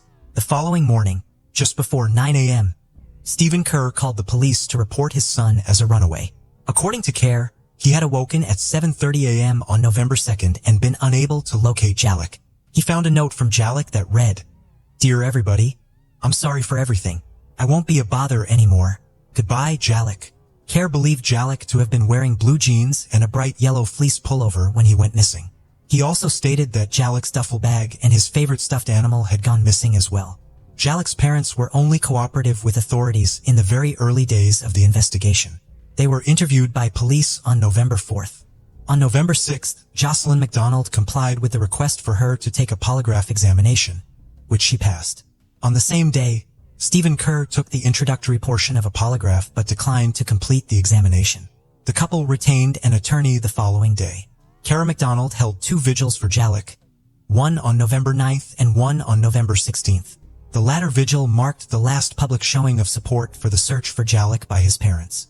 Stephen Kerr reportedly ripped down many of the missing persons flyers posted by volunteers and described Jaliek as evil after he went missing.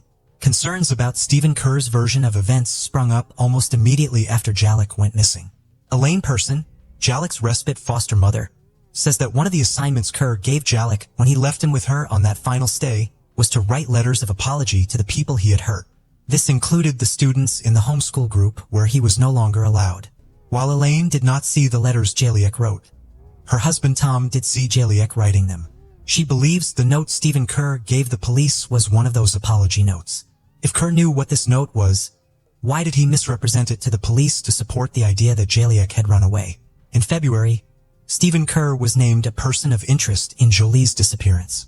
According to authorities, they had video surveillance footage showing a gold minivan consistent with one Kerr owned driving through Greenwich around midnight when Kerr had claimed he was sleeping. Furthermore, cell phone data showed that Kerr had not taken the route to his father's home that he had detailed in his interview with police. The duffel bag and stuffed animal Kerr said Jaliek had run away from home with were found inside the garage of Kerr's parents' home. Another contentious layer of the mystery of Jaliek's disappearance was added in February, when a typed letter was mailed to several media outlets in the area where Jaliek went missing. The poorly written letter claimed that Jaliek was still alive. The only real detail that seemed to validate the letter was the reference to a cat named Diamond, which Jaliek did have when he was living with his adopted family. The police accepted the letter as a lead, but those close to Jaliek believe it to be a cruel hoax. According to Elaine Person, Jaliek was too intelligent to have written such a grammatically incorrect letter. Compared to Jaliek's handwritten letter given to police by Stephen Kerr, it certainly is at a much lower level of sophistication. In their investigation into the letter, police executed a search warrant on Stephen Kerr's father's home to take a computer into evidence. They were not able to determine if the letter had been written on that computer. Stephen Kerr and Jocelyn McDonald filed a lawsuit against the police department shortly thereafter, alleging that the search was improper and that police had illegally detained them during it. For months after Jaylee went missing, his adoptive parents moved their family out of state. Greenwich police have been publicly very critical of Karen McDonald's lack of interest in their son's case. Chief George Bell of the Greenridge Police Department has stated in an interview that he has never seen such a lack of interest from the parents of a missing child. Cara and McDonald do not contact the authorities to check in on Jaliek's case. While Jaliek's adoptive parents have not displayed an interest in this case, others who love him have stepped up to fight for Jaliek. Efforts to locate Jaliek have been led largely by his adoptive maternal grandparents, Barbara Reilly and Dennis Smith. In the wake of Jaliek's disappearance, when their daughter and son stopped cooperating with authorities, Reilly and Smith attempted to gain legal custody of Jaliek so that they could expedite the investigation through their own cooperation. This move was without legal precedent in the United States and was ultimately unsuccessful. As a result of their involvement in Jaliek's case, they have become estranged from their daughter and grandchildren. Soon after Kara and McDonald stopped cooperating with the police, Reilly and Smith helped form a task force to facilitate the search for their grandson. Also on the task force were Jaliek's former foster parents, Jody and Larry Schoen, and Tom and Elaine Person. Elaine took a leave of absence from her job managing a small nonprofit to lead the task force and focus on efforts on Jaliek's behalf full-time. These efforts included searches, media outreach, and fundraising to create a reward for information in Jaliek's case. While care at McDonald did initially post a $25,000 reward for Jaliek's return, it decreased by $5,000 every month and therefore was gone quickly. The task force relied on activities like bake sales and spaghetti dinners to raise funds for a new reward. A local deli offered a free weekly lunch for life to the person who could claim the reward, and a local business owner donated a $250 gift card to Walmart. While this pieced-together reward may not be large monetarily, the efforts made by the community to put it together are valuable beyond measure. Barbara Reilly's work on behalf of Jaliek further chipped away at the validity of Stephen's account of Jaliek's disappearance in February. As part of her own investigation, she decided to search the abandoned home site Jaliek's family had been living in before they moved away. There, she found the yellow fleece pullover that Stephen claimed had gone missing with Jaliek. Police, acting on Reilly's discovery, searched the home and removed a piece of clothing from it, although they did not disclose if it was in fact the yellow police. In response, Jocelyn McDonald had her mother arrested for burglary. In February 2012, state and local authorities held a press conference to announce that Jaliek's case was being reclassified from a missing persons investigation to a probable child homicide. At the conference, they also finally confirmed that Jaliek's yellow fleece had been recovered after he went missing and announced that they had just performed a new search with cadaver dogs based on a tip from the public. The search was unsuccessful. Jaliek's adoptive parents did not attend the press conference. Barbara Reilly and Dennis Smith instead represented their grandson.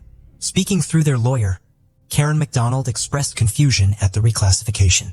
They still held their belief that Jaliek was alive, having run away to live with a black family. Jaliek was biracial, half African American and half white, and grew up in a county that was over 90% white. He therefore had few people around him who physically resembled him. Reconciling the two halves of his racial identity probably was difficult for a young boy with no real connection to one of those halves. McDonald and Kerr have stated that Jaliek identified as black rather than biracial and probably ran away to live with other black people. It is understandable that Jaliek would seek out black role models. However, the notion that he could have made his way to a more diverse area, much less remain hidden there for so long, at his age and with no resources, is essentially incomprehensible. Upon the reclassification of Jaliek's case as a probable homicide, the authorities did not name any official suspects. However, as the last person to see Jaliek, and the person whose account of events has faced so many challenges, Stephen Kerr falls under a cloud of suspicion for many. This includes Barbara Reilly, who bases her concerns on Kerr's history of anger management issues, which twice necessitated therapy. She alleges to have once witnessed Kerr become so angry with Jaliek that he dragged him outside of their rural home and repeatedly dumped him in a nearby creek. If Kerr were involved with the foul play that Reilly believes took her grandson from her, she does not think that it was a premeditated act, but rather an impulsive act of rage.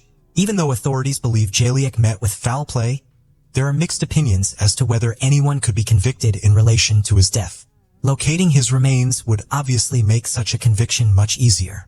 When a partial skull was located in the area of Jaliek's disappearance in February, many hoped that Jaliek could be laid to rest. Unfortunately, tests showed that the skull did not belong to the missing boy.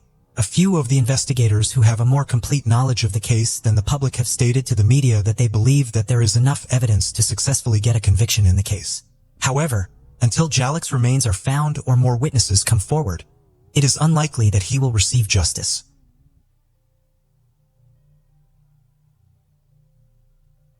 "19-year-old Lindy Sue Beechler lived in Lancaster County, Pennsylvania in 1975. She had just recently got married. At about 8:45 p.m. on December 5, 1975, Lindy's aunt and uncle stopped by her apartment to exchange recipes. Instead, they found a horrific scene. There was blood on the front door, the entranceway wall, and on the carpet.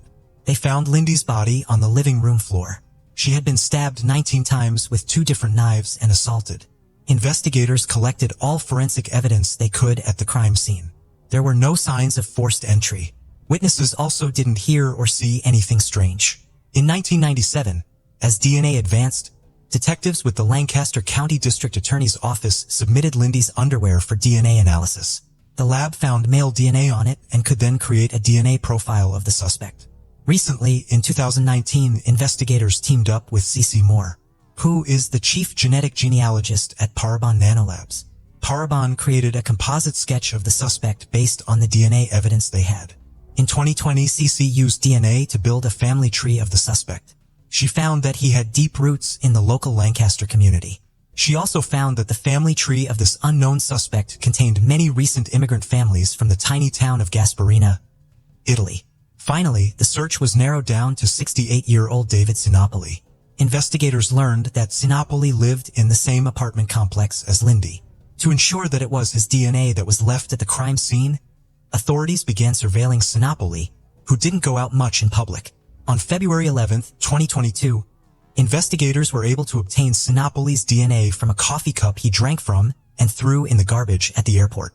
DNA found on Sinopoli's coffee cup was compared to DNA identified from the male DNA on Lindy's underwear. In June, investigators learned that the 2 spots of blood found on Lindy's pantyhose was consistent with the DNA profile obtained from her underwear. Detectives had long believed that the suspect had cut himself during the attack. Sinopoli is being held in Lancaster County Prison without bail. Investigators do not believe Sinopoli and Lindy knew each other. It was just a crime of opportunity.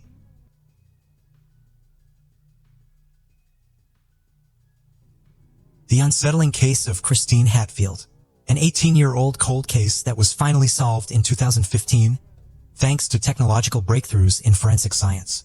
Oklahoma City, also known as OKC, is the capital and largest city in the state of Oklahoma, USA. This vibrant and dynamic city offers a unique blend of urban excitement and Midwestern charm. It is a place where modern amenities and a rich history seamlessly coexist. This city is home to major sports teams, including the NBA's Oklahoma City Thunder. Despite the tragic events of the Oklahoma City bombing in 1995, Oklahoma City has experienced fluctuations in its crime rate over the years, with crime rates being higher than the national average. And it was in this town that the incident happened, which shook the people to their core. To go back to where it began on February 12, 1989, Christian Hatfield was born to her mother Shannon Hatfield in Oklahoma County. Not much is known about who her father was. Shannon soon became a single mother, and she lived with Kristen's uncles while raising her daughters, Kristen and Faith. In 1997, Kristen was a second grader at Traub Elementary School in Midwest City, Oklahoma. On May 13, 1997, Kristen's mother Shannon Hatfield followed their usual bedtime routine and tucked Kristen and Faith into bed around 11:30 p.m. Little did Shannon know this would be the final moment she would see one of her daughters. She left the bedroom door slightly open and went to bed. Around 3 a.m. in the morning, she heard strange noises coming from the girl's bedroom. Though the thought of Faith talking in her sleep came to Shannon's mind, she still went to investigate. But by the time she reached the room, the noise had stopped. Oddly, she noticed that the door, which she had left slightly ajar, was now closed. Reluctant to disturb her daughters during the night, Shannon went back to sleep, a decision she would forever regret. The next morning on May 14, 1997, around 6 to 6:30 a.m., Shannon went to wake up her girls. Kristen's sister Faith was asleep nearby, but Kristen was not in her bed. She was missing. Shannon searched around the house. She asked Faith where Kristen was, but she knew nothing. Kristen's mother immediately called the police to report her disappearance. Except for the faint whining Shannon heard earlier, no one else in the house heard anything suspicious like a scream or signs of a struggle. It's believed that Kristen had already disappeared from her room at that time. Shannon heard the noise. If her mother had looked inside the bedroom when she heard the sounds of faint whining, she would have seen that Kristen was gone. They could have started searching earlier and perhaps discovered something sooner. But this was not realized until the next day when Kristen's mother noticed something unusual. The bedroom door was closed, which was not normal. The police initially considered the possibility that Kristen had left the house on her own during the night. They speculated that she might have gone to a friend's house, taken a walk around the neighborhood, or visited a nearby park. Although it may have seemed unusual, there were cases where children had left their homes at night and wandered around only to be found later. However, in Kristen's case, the police's assumption turned out to be incorrect, and their initial theory was proven wrong. Upon examining Kristen's room, the police noticed that her window was slightly open and found a small blood stain on the windowsill. They searched the house and the yard for clues. Outside, they discovered Kristen's bunched-up underwear against the fence, also stained with blood. It was evident that Kristen hadn't simply wandered off on her own. She had been abducted, putting her in immediate danger. The police understood the urgency of the situation and knew that time was critical. Kristen was last seen at 11:30 p.m. the previous night, and her disappearance was discovered at 6:30 a.m. the next morning. A span of 7 hours where anything could have occurred. The police quickly began searching the neighborhood, questioning neighbors about any sightings of Kristen or any unusual activity during the night. One resident reported hearing dogs barking around 2 to 3 a.m., but didn't find anything suspicious when he investigated. Blood samples from the underwear and windowsill were sent to the lab for analysis. Surprisingly, the results indicated that the blood did not belong to Kristen. It was from an unidentified male. Now, Kristen's mother was a single mom. Kristen and Faith lived in their uncle's house with her. Shannon also had a history of drug abuse. Kristen's uncles and their families were not very fond of Shannon.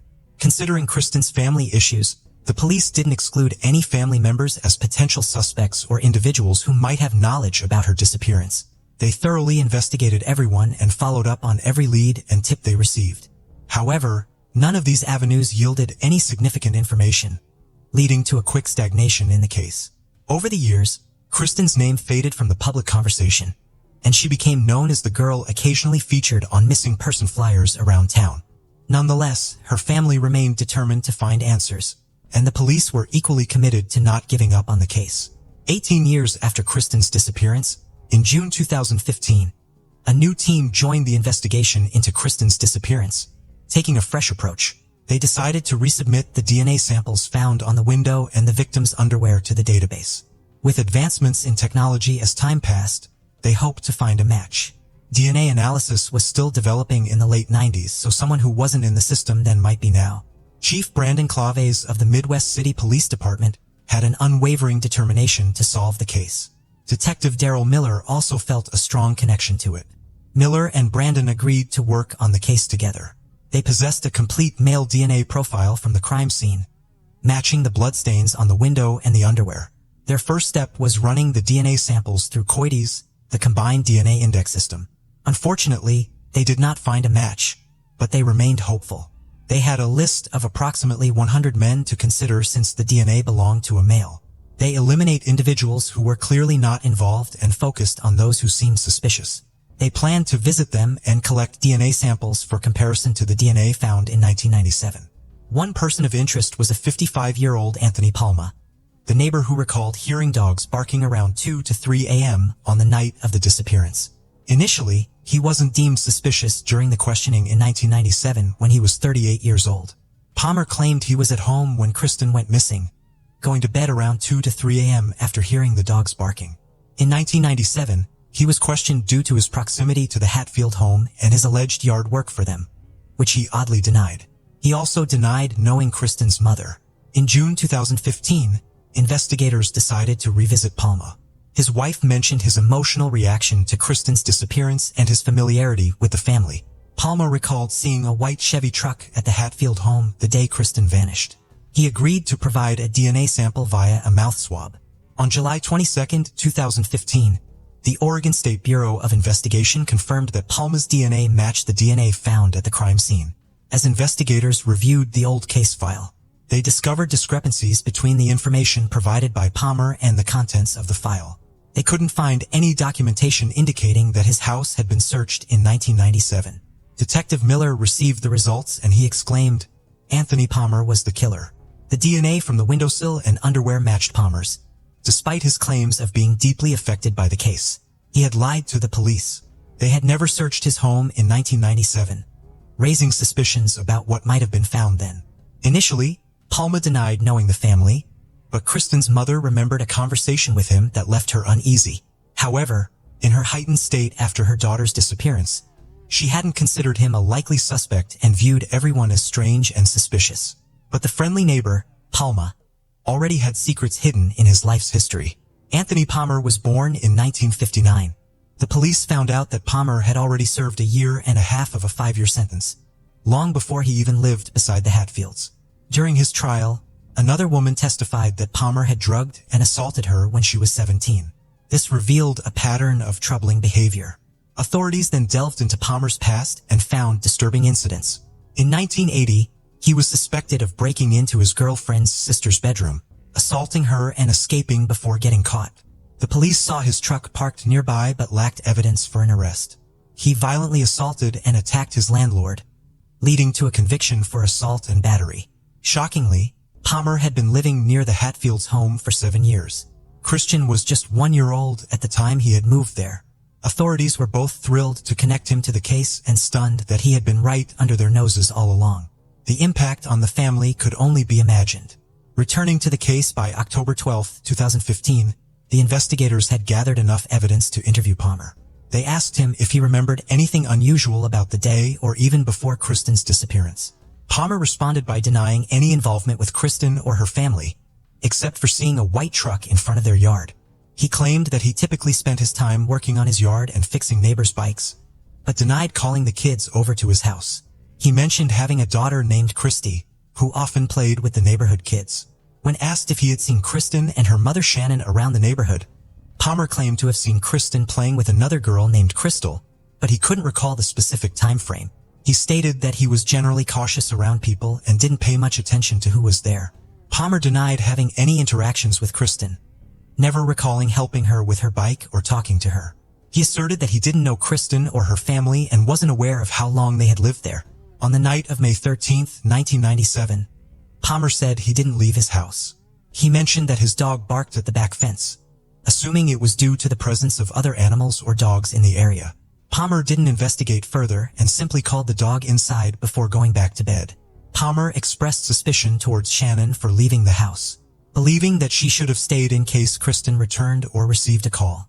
Palmer brought up Shannon's drug use and mentioned allowing her brother, who was helping search for Kristen, to stay at his place temporarily. When asked if Shannon's brother confided in him or provided any useful information, Palmer denied it. During the interview, the investigators confronted Palmer with the DNA evidence. His DNA was found on the windowsill of Kristen's room and on the underwear discovered in the backyard. Despite his earlier claims of never being in the backyard or having any contact with Kristen, Palmer's repeated denial and lack of explanation for his DNA being present raised suspicions. Although there could be legitimate reasons for his DNA to be found in someone else's backyard, Palmer's previous statements contradicted the evidence, leaving him with no credible explanation.